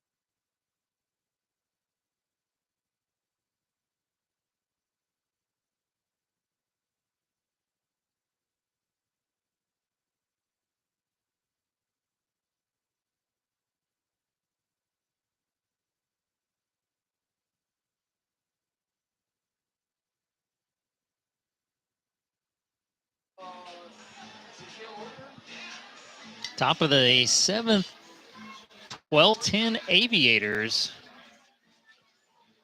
Due up for Haysville will be Cale Ortner, Tanner Falwell, and Caden Anderson.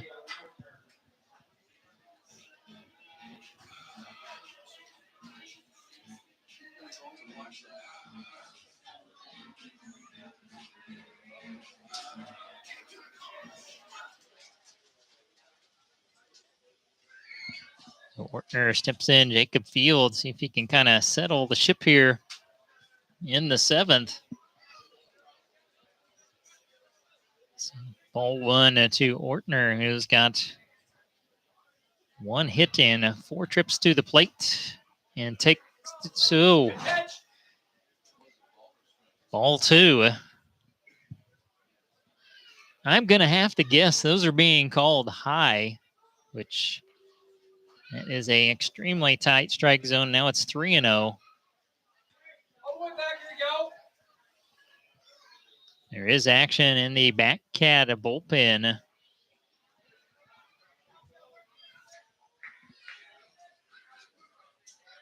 That'll be a 4-pitch walk to start the inning. And number 5 for Field. He walked 4 in the last inning.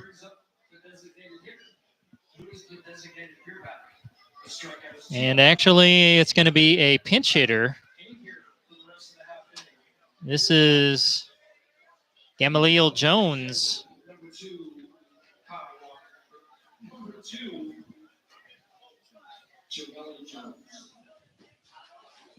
Gamaliel Jones.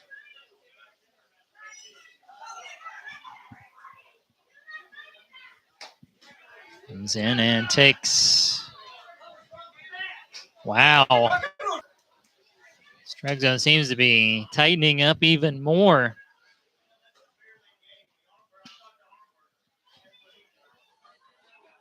And in the dirt, ball 2 with 2 balls and no strikes. Boy, walks are killers. Can you just get one in there? Runner moving. That's ball 3 high. Good throw, tag down. Got him. Nice gun there from Nohenick, and great job by Shaw to just let the throw take the tag down. Now you got a 3-0 count on your batter, Jones. And he'll walk on 4 straight. So 8 straight out of the strike zone for Jacob Field to start the inning.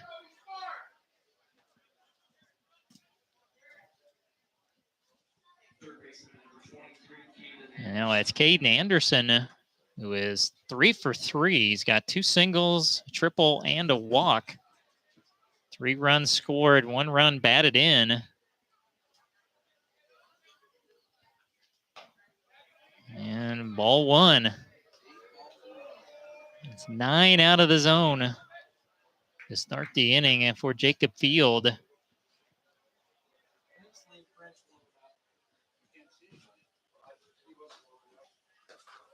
And that'll get the strike call. 1 ball, 1 strike.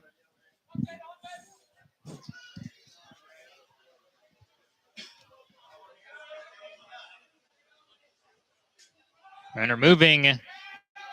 Throwing another, caught stealing. Nohenick guns down 2 in a row.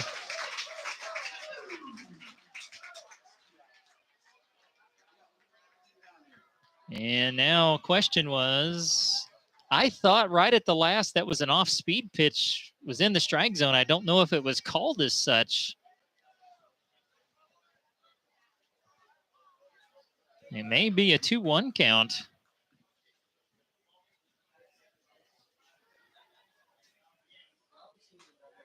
Oh, that is definitely out of the strike zone. Kind of waiting, hoping the umpire would show us.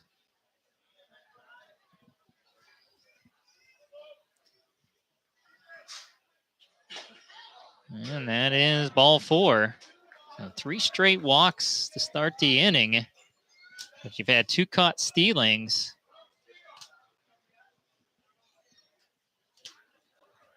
Kind of bail you out so far. Now it's Graham Sullivan. He's been on all 4 of his trips to the plate. Now a wild pitch will get a runner into scoring position.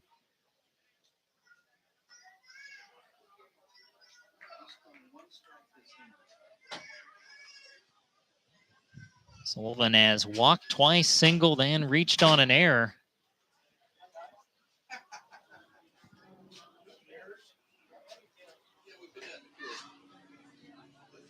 And did that pitch count?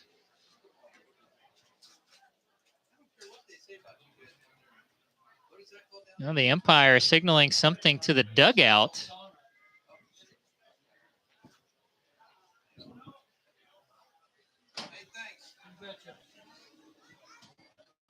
I think he was needing some water. It is hot out there, no doubt about it, and all that gear on.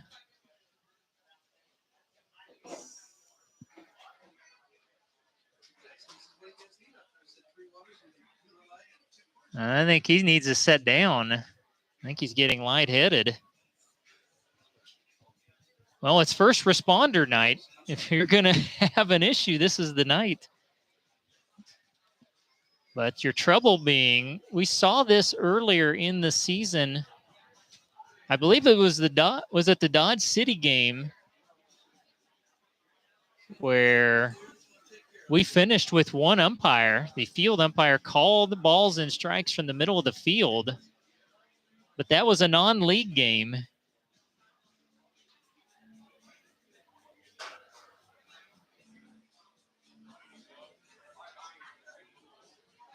And at this point, if you're feeling like this, I don't know that that actually gets better. It's hard to imagine.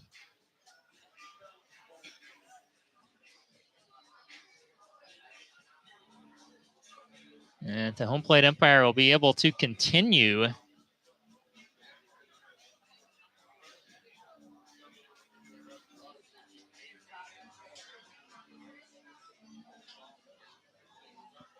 So again, I've had no answers or guesses yet on our trivia question tonight. And my cell phone number is 620-897-7060. Batcats inaugural season of 2017. They won their first 3 NBC games and then lost their next game to finish 9th. Who eliminated them? That's the answer we're looking for.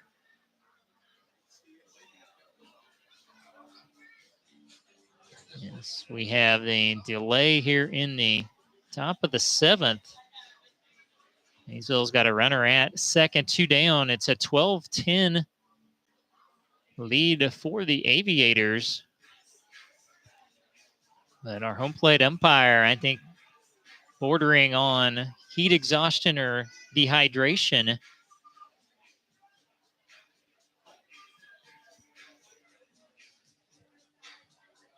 And that is the delay right now to see if he can continue. The trouble is, you don't have backup umpires on hand.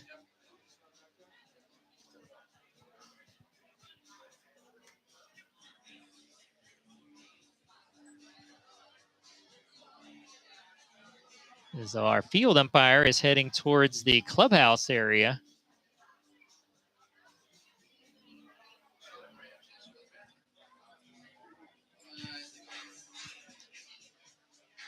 So let's go ahead and we'll take a break here with you and see. We're going to be able to continue on here in the top of the 7th. We'll be right back with more Great Bend Batcat baseball.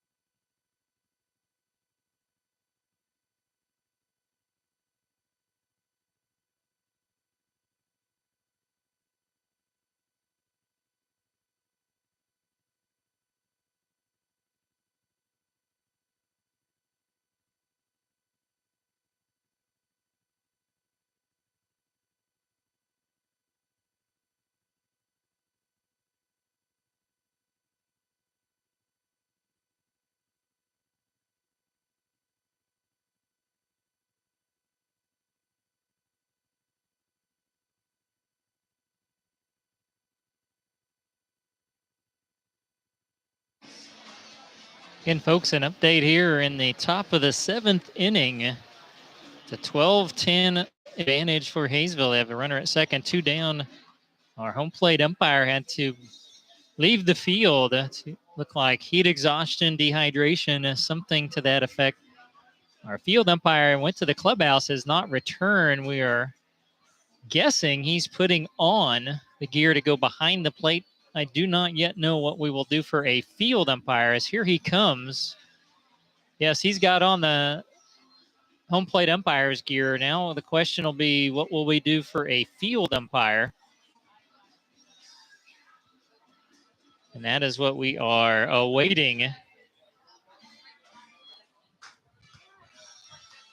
Scott Hogan with you this evening on a very warm and windy evening.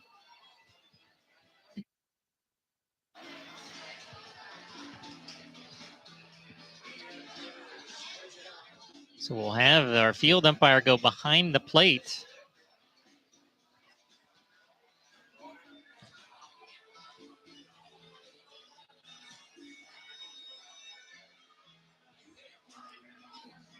And let's see what we're going to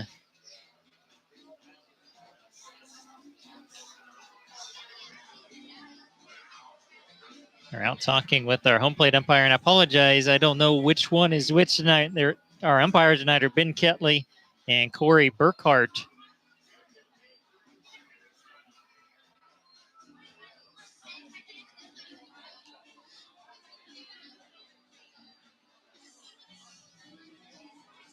I don't know if it's possible for home plate umpire to call the bases as well. That would be asking a lot. And we've seen it, of course, us retired people that have played the slow pitch softball. Of course, you've seen a umpire call everything, but it's a little different. But it looks like that may be what we're going to go with.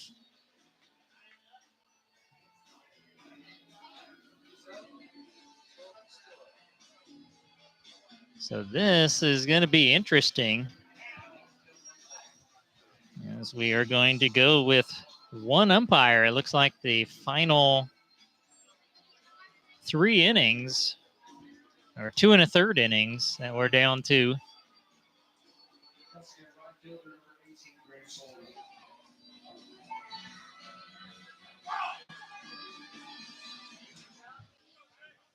So he will do the best he can with the bases.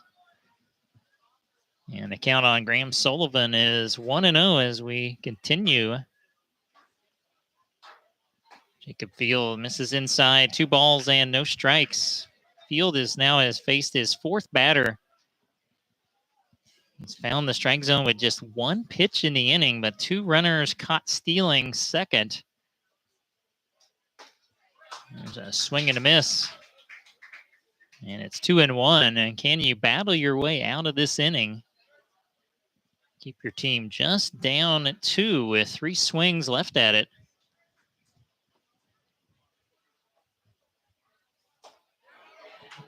Pitch is high, ball 3. And Julian Hernandez is due up next, and he is in the on-deck circle. Swing and a miss. And the count goes full on Sullivan.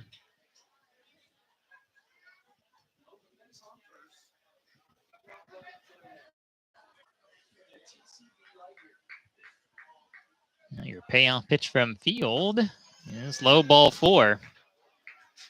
And he has walked 4 straight in the inning. And 8 overall, and I think we're going to have an Eagle radio call to the bullpen.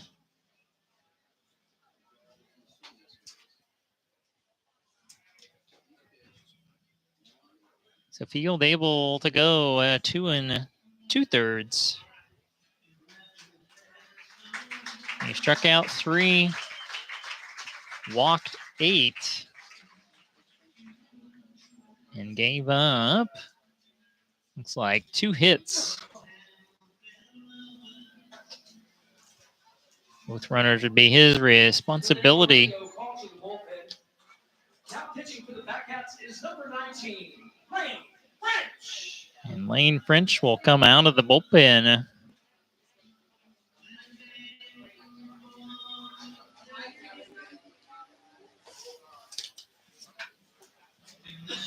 French, the Hoisington High School product, going to go to Dodge City Community College. Let me bring up the stats for our Backhats. French has thrown 2 innings this summer. He's given up 4 runs on 3 hits. He's walked 2 and struck out 2. He will be pitching to Julian Hernandez.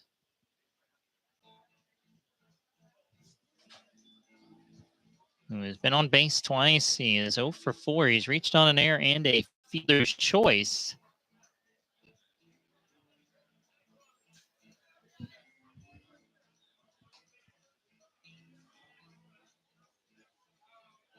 And again, a 12-10 Aviator advantage.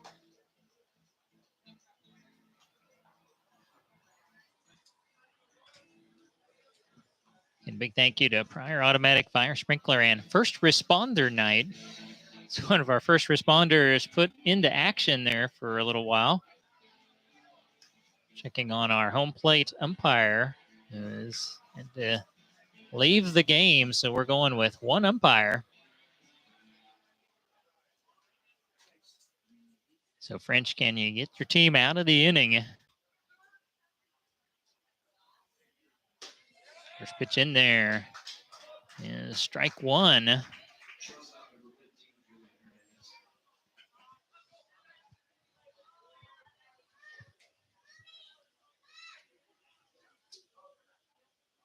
French, a quick check a second. Pitch misses low. 1 ball, 1 strike.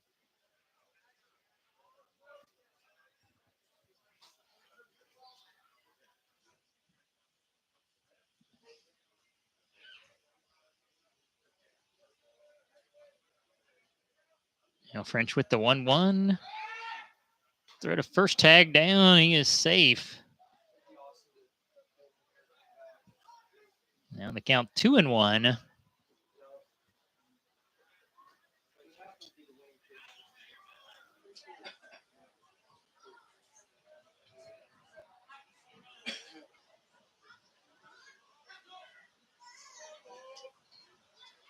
And French is 2-1, and he got him to go around.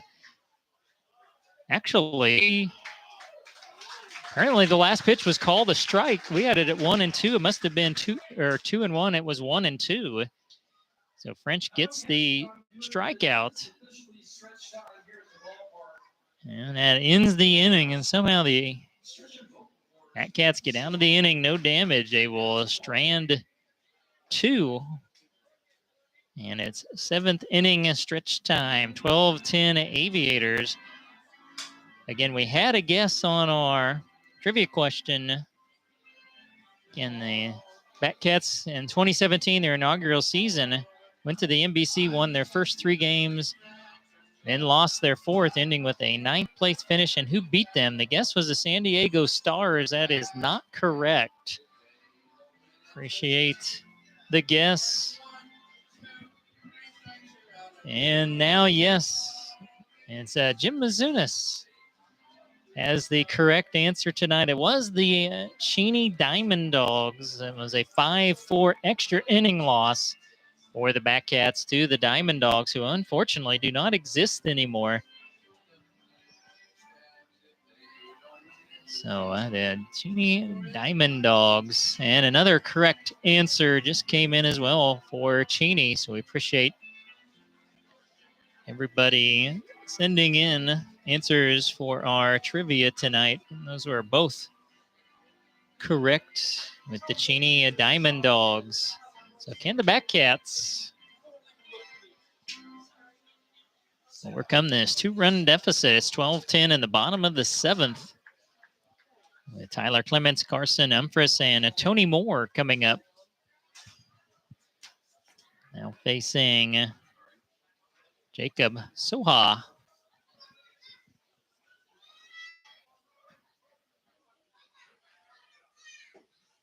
Clements will take low ball one. Number 18, Tyler Clements. Clements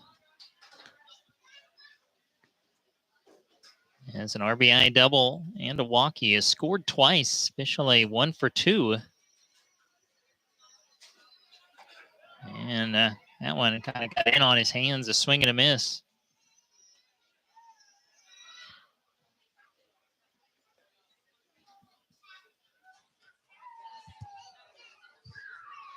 And the wind continuing to howl out to left field.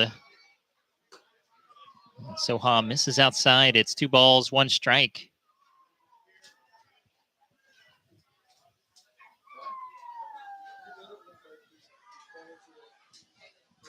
Batcats have had a pair of 5-run innings, the first and the 6th.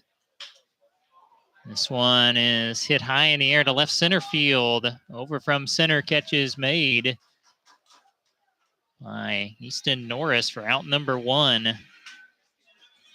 Clements just fooled enough on the breaking pitch, couldn't get enough on it. Carson Umbrus. And I'll bring to the plate Carson Umphris, who is 1 for 3 with a first inning single.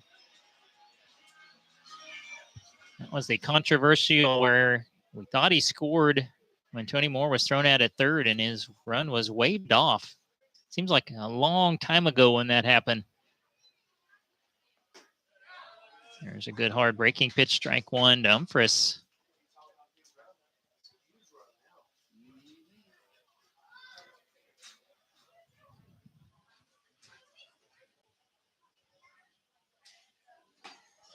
And slider, strike 2.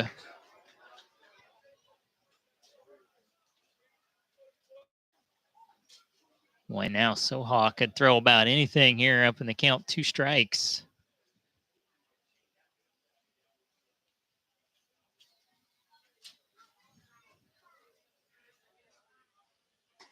And he went fastball down and away. It's 1 ball, 2 strikes.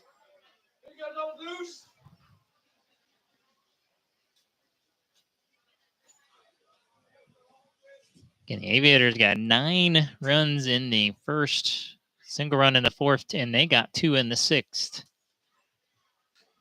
That was fouled off. Either caught a piece of the catcher or home plate umpire. Don't want to get that home plate umpire hit with anything. We're down to 1.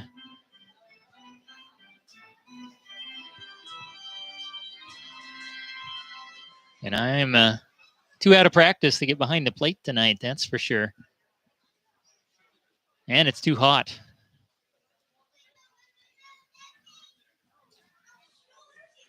Another 1-2 pitch. Swing and a miss. First strikeout for Soha, and there's 2 down for Tony Moore. The second baseman, number 8, Tony Moore, a 2 for 2 game. Walked in the first, singled in both the 4th and the 6th innings. He scored a run in the 6th.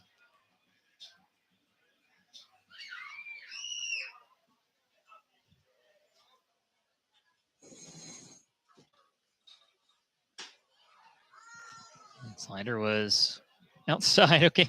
Home plate umpire made a motion. I thought he was going to call strike. He was just signaling it was outside.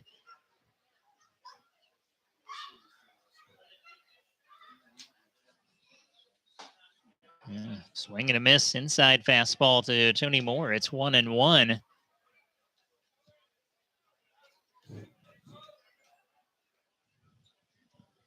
Bases empty. 2 down. Bottom of the 7th. 12-10 Aviators.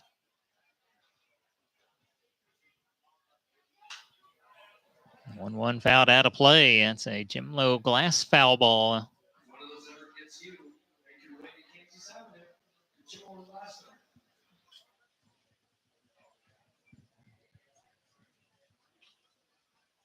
Nice crowd on hand this evening.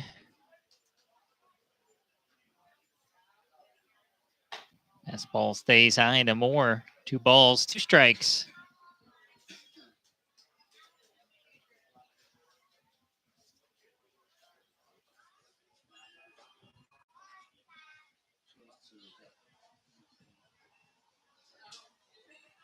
And a low with the fastball. Trickles to the backstop.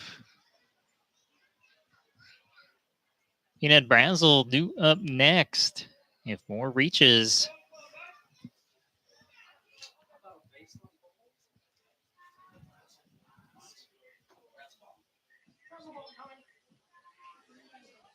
So already with the payoff.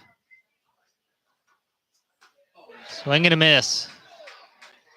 And Backcats tonight, it's been feast or famine. That is the fourth time in the ball game they have gone down in order. And we'll head to the eighth. It remains 12-10 Haysville as you're watching Great Bend Backcat baseball.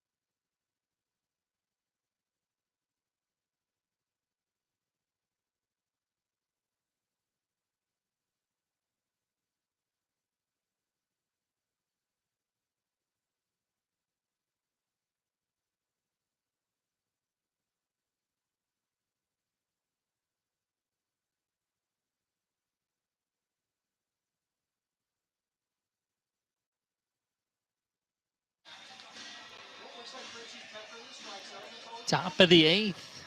12-10 Haysville. Tristan Shigematsu, Easton Norris, Connor Rabe coming up for Haysville. Well, they're in a score fest in Junction City. They're still in the bottom of the sixth. Junction City 12, Hutch 10. That's still in just the bottom of the sixth. As Lane French gets a fastball by Shigematsu for strike one.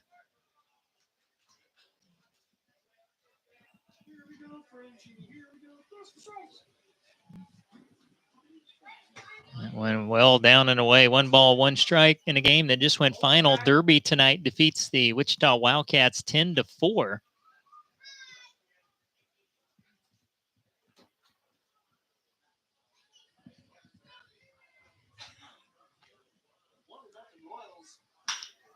Ground ball. Nice high hop for Tony Moore. Over to first. 1 down.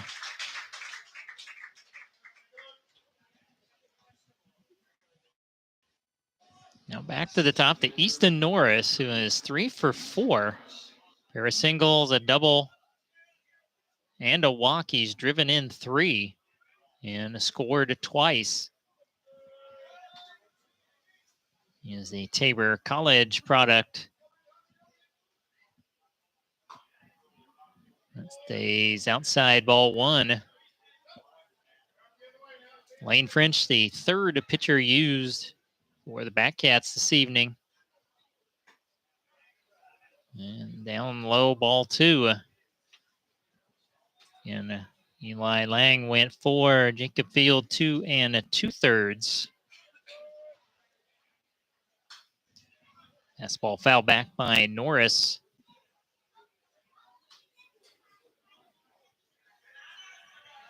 Again, it was 9-5 after 1 inning tonight. It was a 40-minute first inning. And a bunt, good idea, and it goes foul for Norris. It's 2 balls, 2 strikes. Norris with great speed and bats lefty.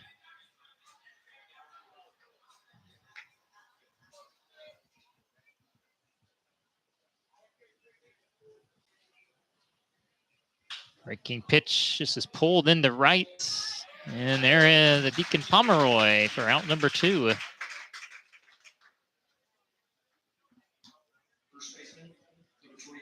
And I'll bring up Connor Raby, who had an RBI single and an RBI triple and scored twice in the first inning. Since then, he's reached on a fielder's choice And it's gone down on strikes in his last 2 at-bats.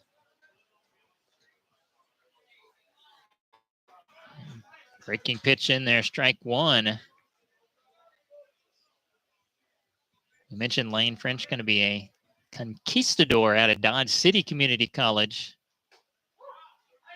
That time the breaking pitch just misses low. It's 1 ball, 1 strike.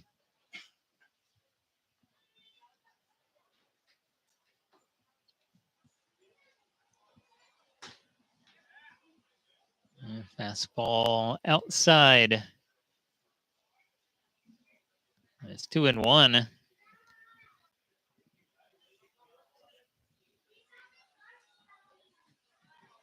And 1 hopper. 3 balls, 1 strike.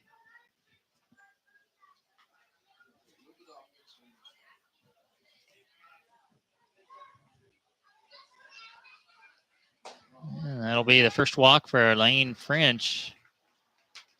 The 12th walk overall tonight for Batcat pitching. And bring to the plate Braden Horn. He's got 3 singles, a walk, and he's popped the short, so he is 3 for 4.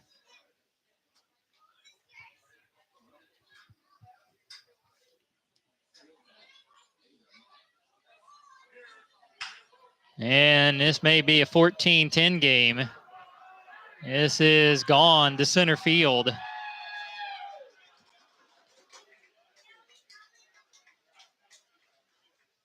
Pretty much knew that one off the bat.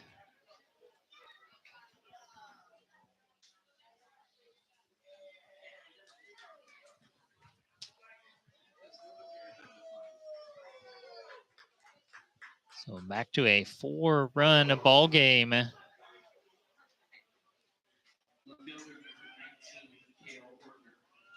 We'll check in Horn. That would be his 3rd of the summer. That brings up Cale Ortner. And we'll take strike 1.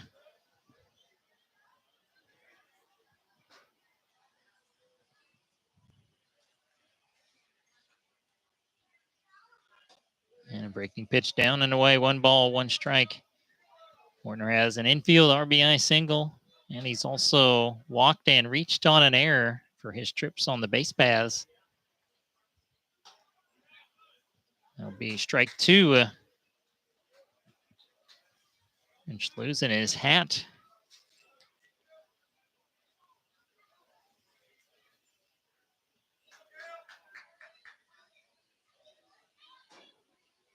And a 1-2. Again, a 1 hopper.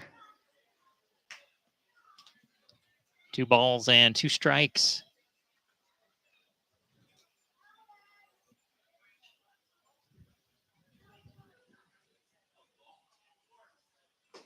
And got him on a pretty breaking pitch for the 3rd out of the inning, but the 2-run homer from Braden Horn was the only hit in the inning, but we head to the bottom of the 8th. 14-10 Haysville on top of the Batcats. You are watching Great Bend Batcat Baseball.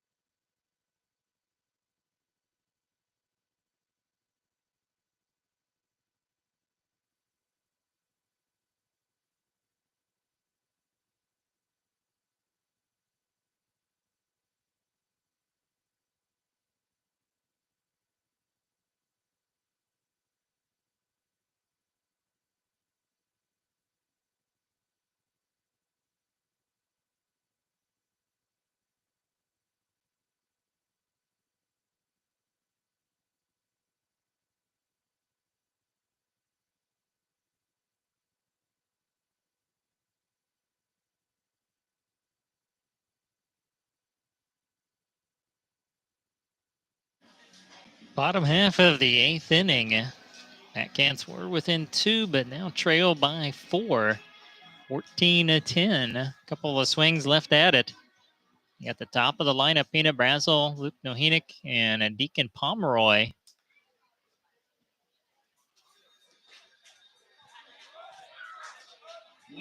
Brazel has a pair of singles. He's driven in 1, and he's also walked, so officially 2 for 3 in the game.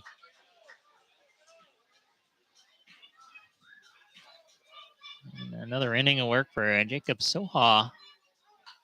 Brazel tried to bunt, and was that fielded in fair territory? It was. And then a bad throw to first. Brazel heads to second. He's going to take off for third and is in there.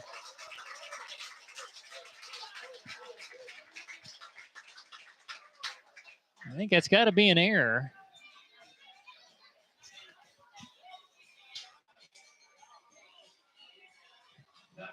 Should be the 4th of the game for Haysville. There's one of your 4 at third base to start the inning.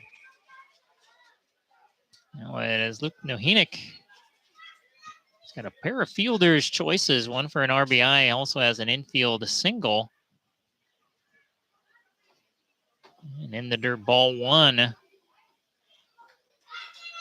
And 2 runs scored tonight for Nohenick.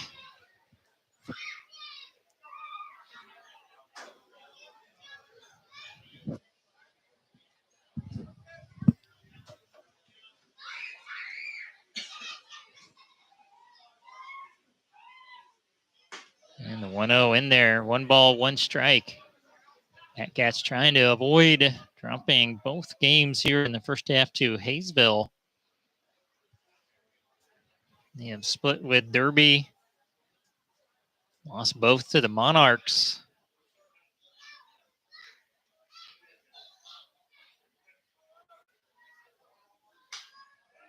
One foul back and out of play for strike 2. 1 ball, 2 strikes.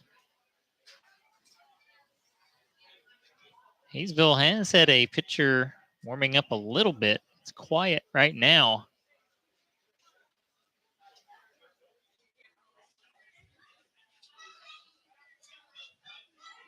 And time called at the plate. Soha taking a long time with Horn to get together on that sign.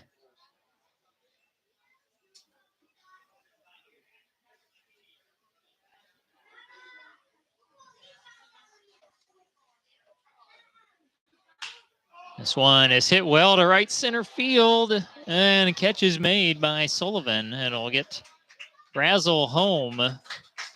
Make it 14-11. He just didn't want to give up an out. Well, banker and real estate. Thought off the bat it would find the gap, but Sullivan able to close the gap quickly. So 1 down. It's 14-11. We got Deacon Pomeroy, who's 1 for 3, has an infield single and a walk, a pair of runs scored. He'll take a strike, a low strike at the knees.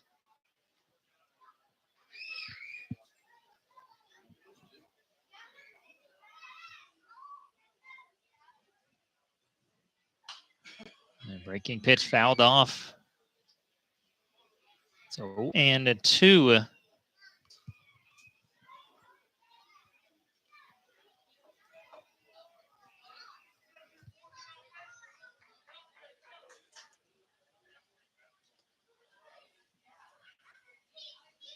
Two-strike pitch lined in the center field, base hit. You could tell Soha was not pleased with his placement. He left that one over the plate on a 2-strike pitch. And Pomeroy with his second hit. Number 16, Elias Leon. Elias Leon is 1 for 4 at a 3-run homer in the 6th, we think.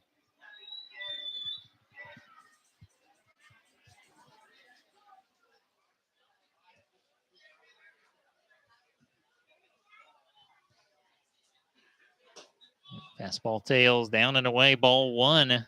Following Leone will be TJ Shaw.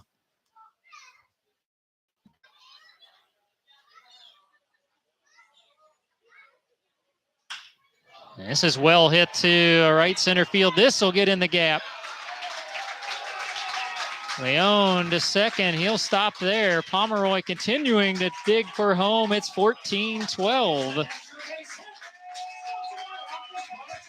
Second extra base hit of the game for Elias Leone. That's Office Products Incorporated, Coldwell Banker for the run scored. So Leone has driven in 4. And you're back within 2.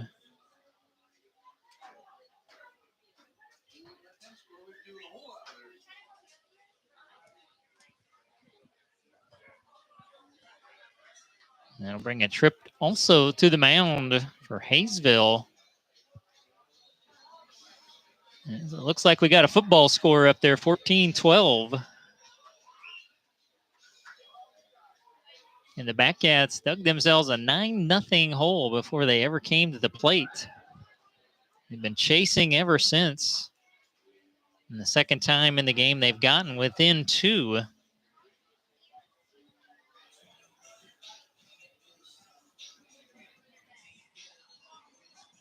Shaw has reached on an air twice. He scored once, but officially 0 for 4.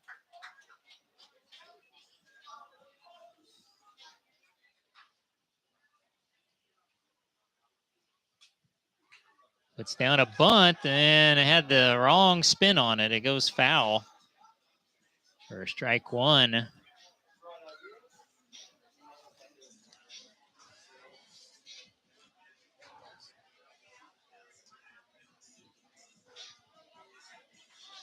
Shaw from Cochise College. If you're curious, he did hit 3 home runs this spring.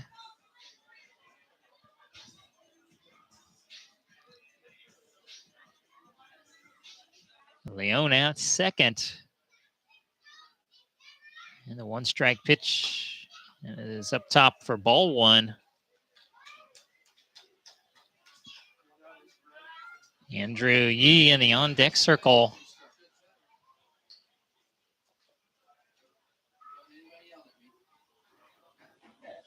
1-1. Fouled back, kind of got in towards the hands. 1 ball, 2 strikes.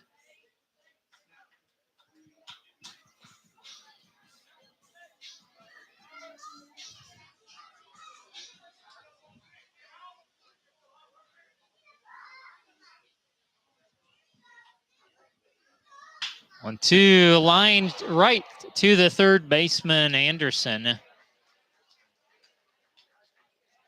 That'll be out number 2.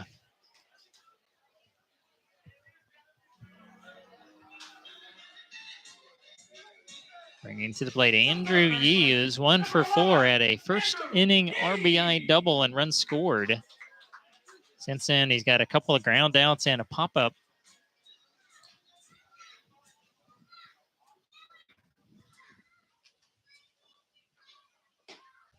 First, oh, pretty good looking pitch. I'm going to go with low, ball 1.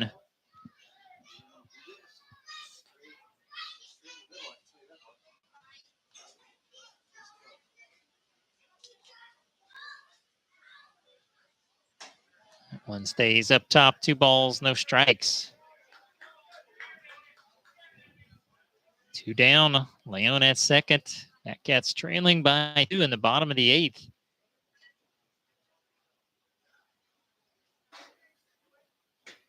Now 3-0 to Yee.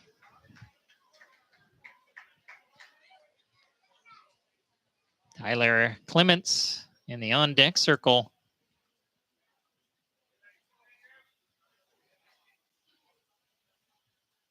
And the tying run is aboard, and it squirts away from the catcher, Horn, and down the third goes Leone.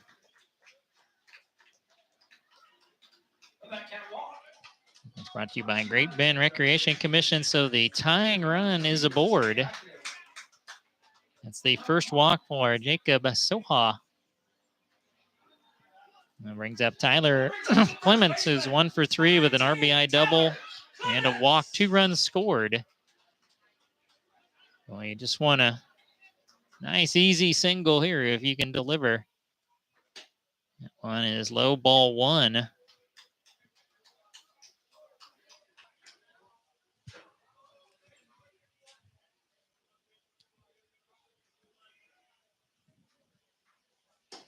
And low, ball 2. 6 straight misses by Soha.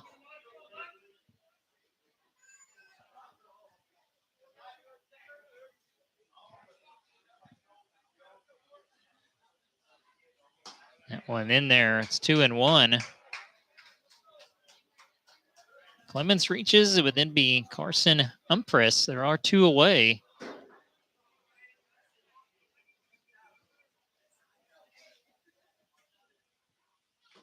Now tipped and caught for strike 2. Fastball about knee high. Okay, what do you say now? Counts 2 balls, 2 strikes. He takes off for second. Grounder up the middle. And a throw to first will get Clements. That will retire the side. The Backcats get the 2 back. They gave up in the top of the inning. They get them on 2 hits, 1 error, 2 left. So we're going to head to the 9th. Haysville leading the Backcats 14-12. You're watching Great Bend Backcat Baseball.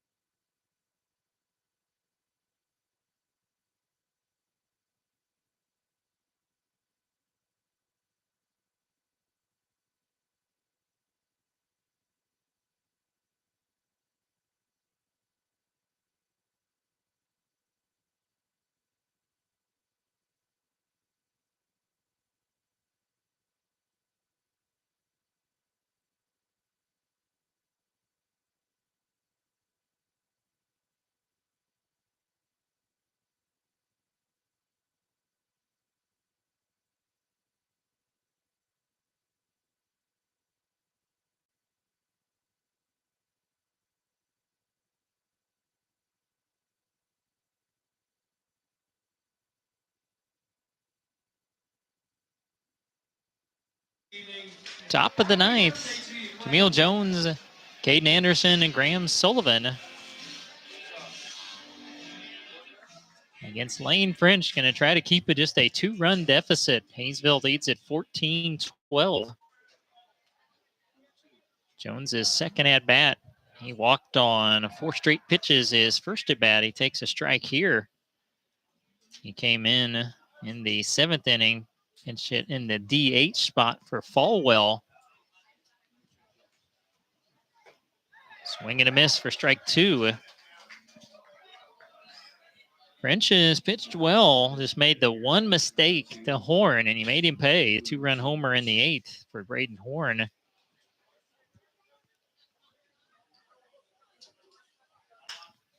And this will be a base hit into left.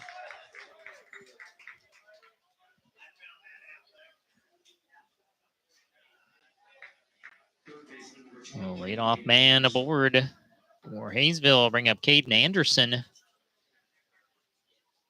2 walks, 2 singles, and a triple. He is yet to be retired. And he has scored 3 times.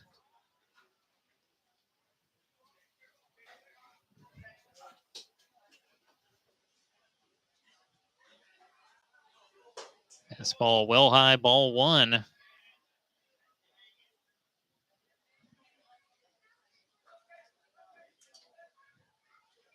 That was the 15th hit for the Aviators.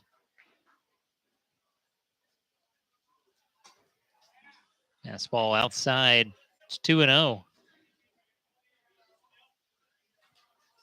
And Jones singling in the left on an 0-2 pitch.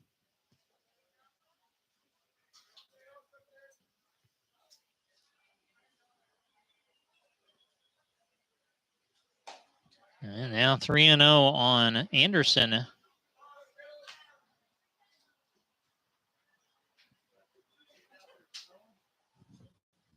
Graham Sullivan, Julian Hernandez due up next.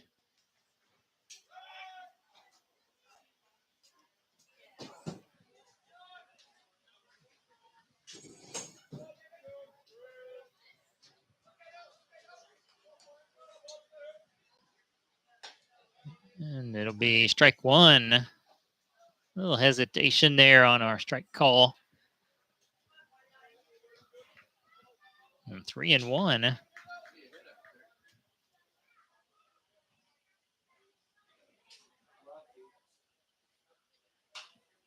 And fouled off.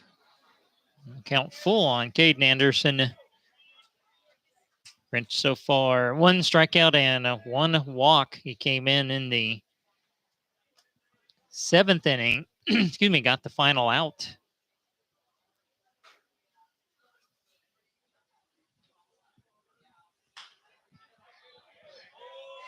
This one fouled out of play. Right side, it stays a full count. And that's Jim Lowe Glass. Again, a big thank you also to Advanced Therapy and Sports Medicine, the official sports medicine provider for the Batcats. And a big thank you to Pryor Automatic, Fire Sprinkler, and First Responder Night.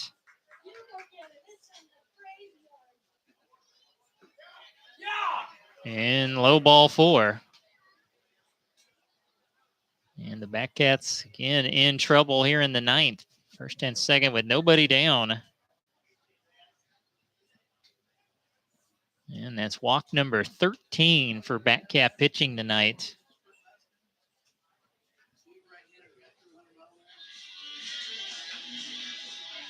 Graham Sullivan going to be the batter. He has walked 3 times, singled and reached on an error.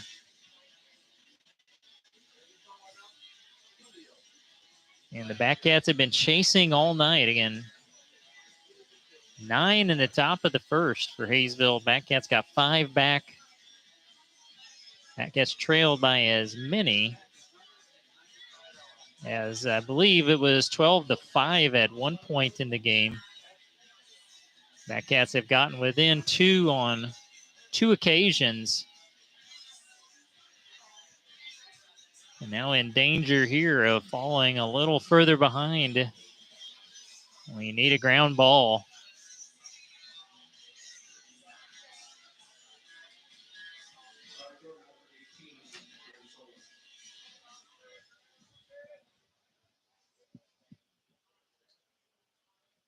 And Sullivan not going to square. He fouls one back for strike 1. Clements and Yee were in tight at the corners, maybe expecting a sacrifice.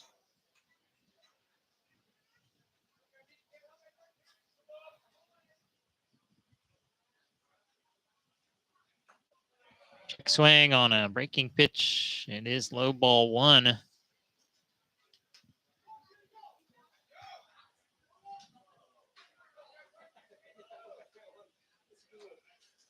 Yeah, you want to appeal a check swing, you don't have anybody to appeal to. And we're down to 1 umpire calling everything. Base hit into right. And Jones being waved home. The throw to the plate, and it gets past the catcher, and then the runners will advance to second and third. So RBI single for Sullivan, and then the error. It's 15-12.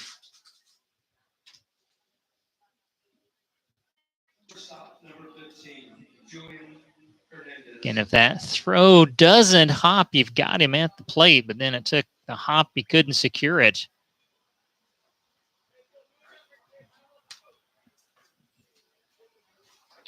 And still nobody down with runners at the corners for Julian Hernandez, who is 0 for 5 in the game.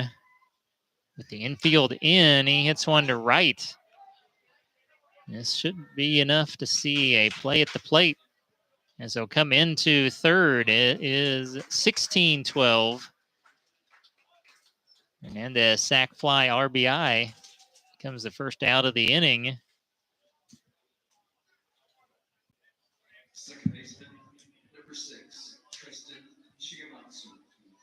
There's Tristan Shigematsu. He's got an RBI walk and a ground out to second.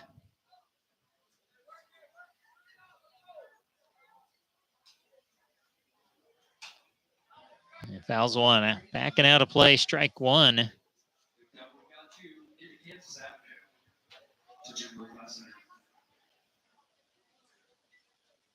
Again, we'll try to check in on the one other game that was still going. The Twins defeated the Wildcats tonight 10-4.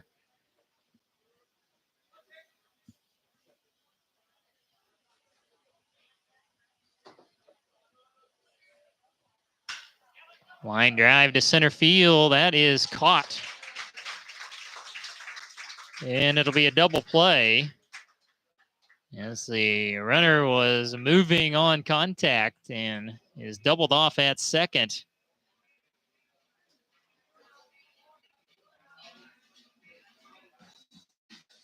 That will end the inning, but two big runs will cross the plate on 2 hits, 1 error, and nobody left. So we go to the bottom of the ninth. Haysville on top of the Batcats, 16-12. You're watching Great Bend Batcat Baseball.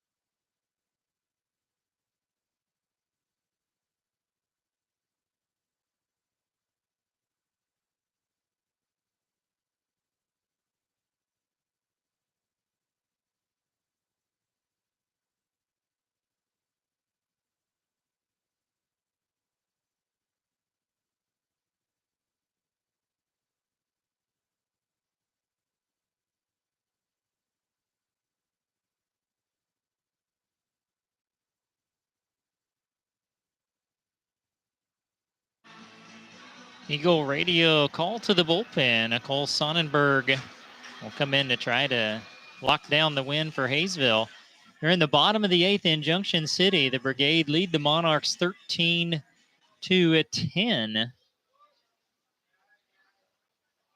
Let's see if I can pull up. Leading off for the Batcats will be the center fielder, number 22, Carson Humphreys. Cole Sonnenberg has thrown 11 and a third. He's given up 13 runs on 11 hits. Curveball inside, ball 1. Sonnenberg has walked 11 and struck out 7. As Carson Humphreys is 1 for 4 and a first inning single. And up and in, 2-0. So it's due up, Humphreys, Tony Moore, Peanut Brazel.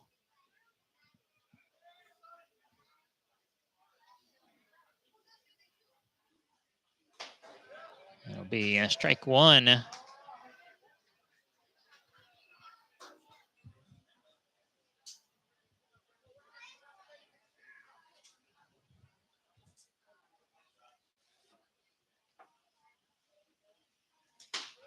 2-1 outside. 3 balls, 1 strike. Well, you just need some base runners here. Any way you can get them.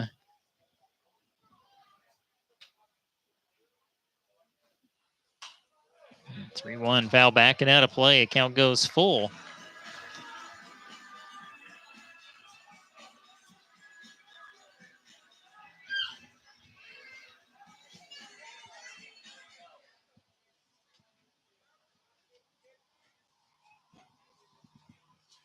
Round ball into center field for Humphreys.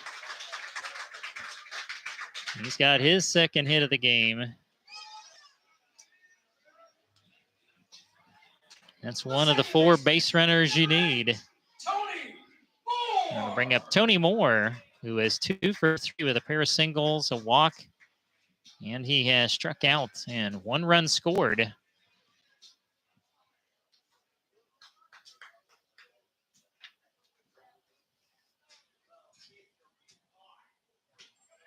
And breaking pitch caught the outside corner, strike 1.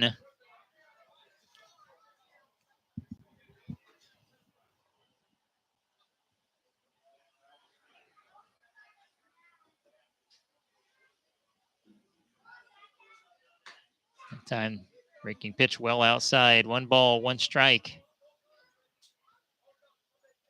Keenan Brazel moves to the on-deck circle.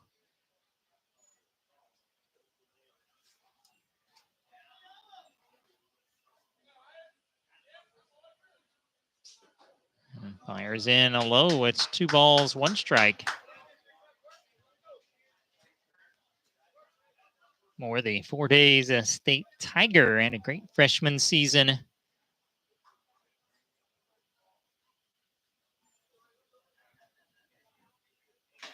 Now tipped and caught. They'll throw to first. First back in. And it's 2-2.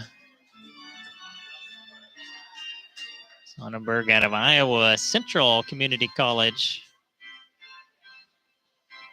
And Central had a nice run up. Got to watch them several times up at the D2 College World Series there in Enid this spring. It was foul tipped. Or got just enough of it to stay alive.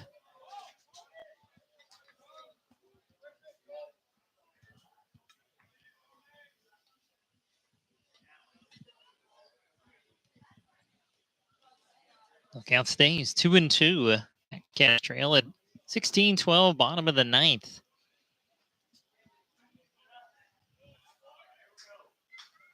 And Moore, good cut, fouls it straight back. For a single to start the inning. He's at first. The Batcats have 2 5-run innings, 1 in the first, 1 in the 6th. They got 2 in the 8th.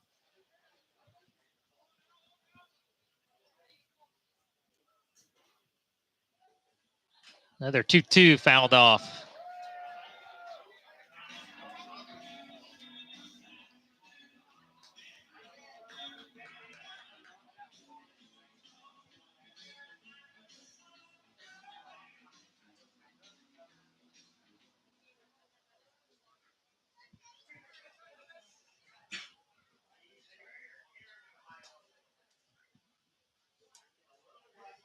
And another 2-2, swing and a miss.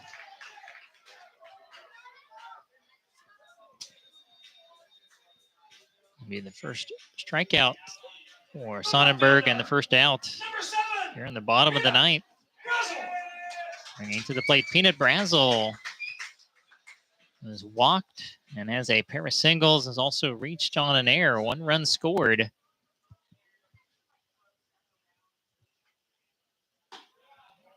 Good curveball, strike 1.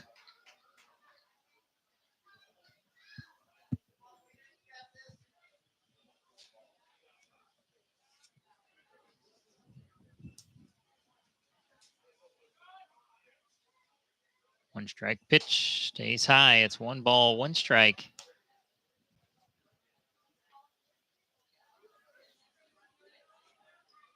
Luke Nohenick would be next. Love to get the Pomeroy and Leone in this inning.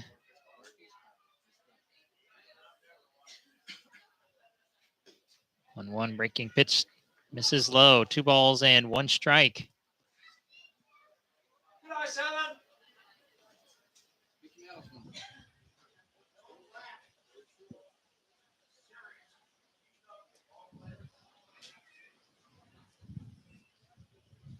Oh, a 2-1.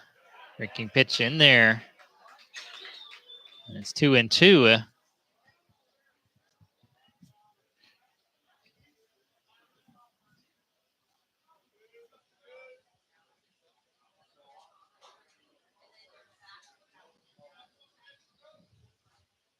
2-2 offering. Went back again to the breaking pitch and missed low and away. It's a full count on Peanut Brazel.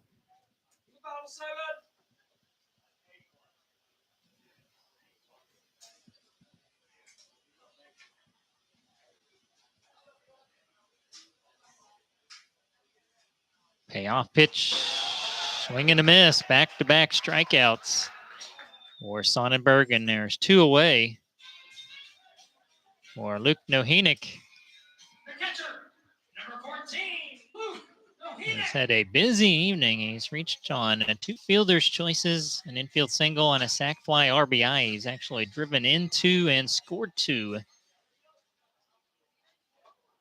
That one almost hit him.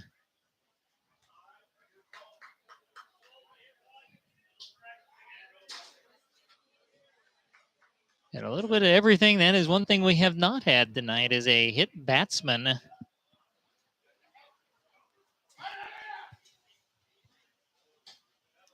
Fastball missing, 2 balls, no strikes.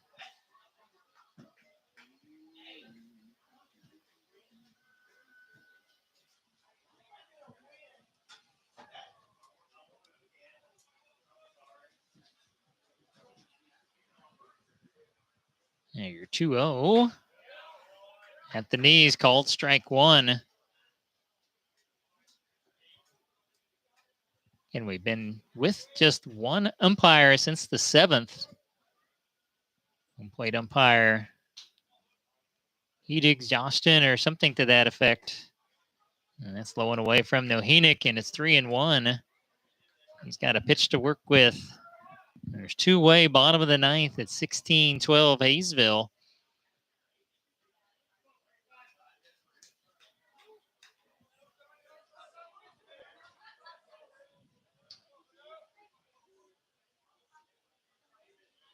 The 3-1 is high, ball 4.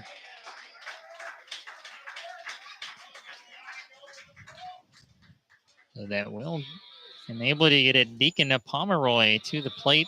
It'll come after a mound visit. It's brought to you by Great Bend Recreation Commission. Pomeroy has walked and singled twice. He has scored 3 runs, officially 2 for 4 in the game. And we're going to see a new pitcher for Pomeroy. So Sonnenberg goes 2/3. He struck out 2, walked 1, gave up 1 hit.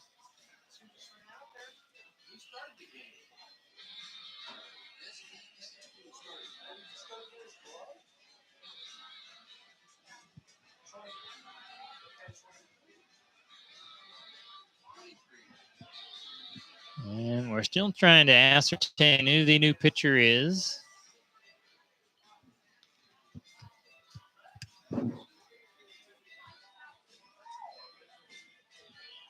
Looks like it's Easton Norris, which would be your center fielder coming in to pitch.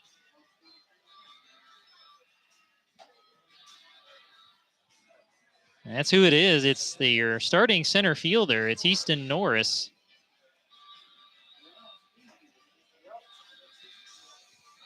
So he will come to the mound.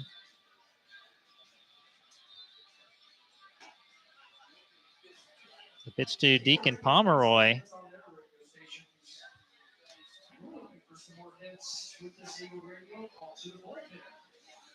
Now pitching for the Aviators is number 3, Easton. And Norris is not showing up in the pitching numbers, so it may be his first appearance this summer.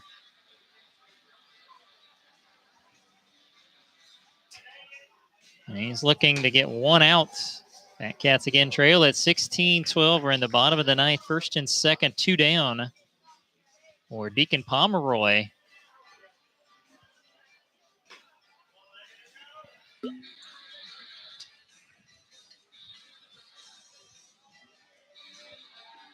And make your plans to join us Monday, June 23rd, for the Kingman Islanders at 7. It's Cajun Connection Night, world famous jambalaya. Number 24, Deacon Pomeroy. Well, Pomeroy will will step in, try to extend the game. And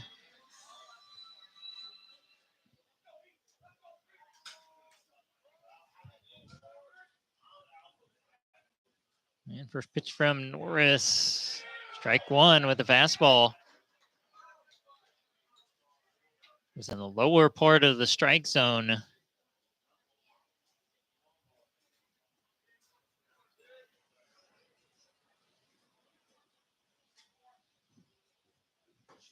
And breaking pitch, swing and a miss. It's 0-2. So your DH went to center field. Jones came into the game. So you wouldn't have a DH anymore. I'd see if that will come into play or not. We hope it will. 2-strike pitch in the dirt.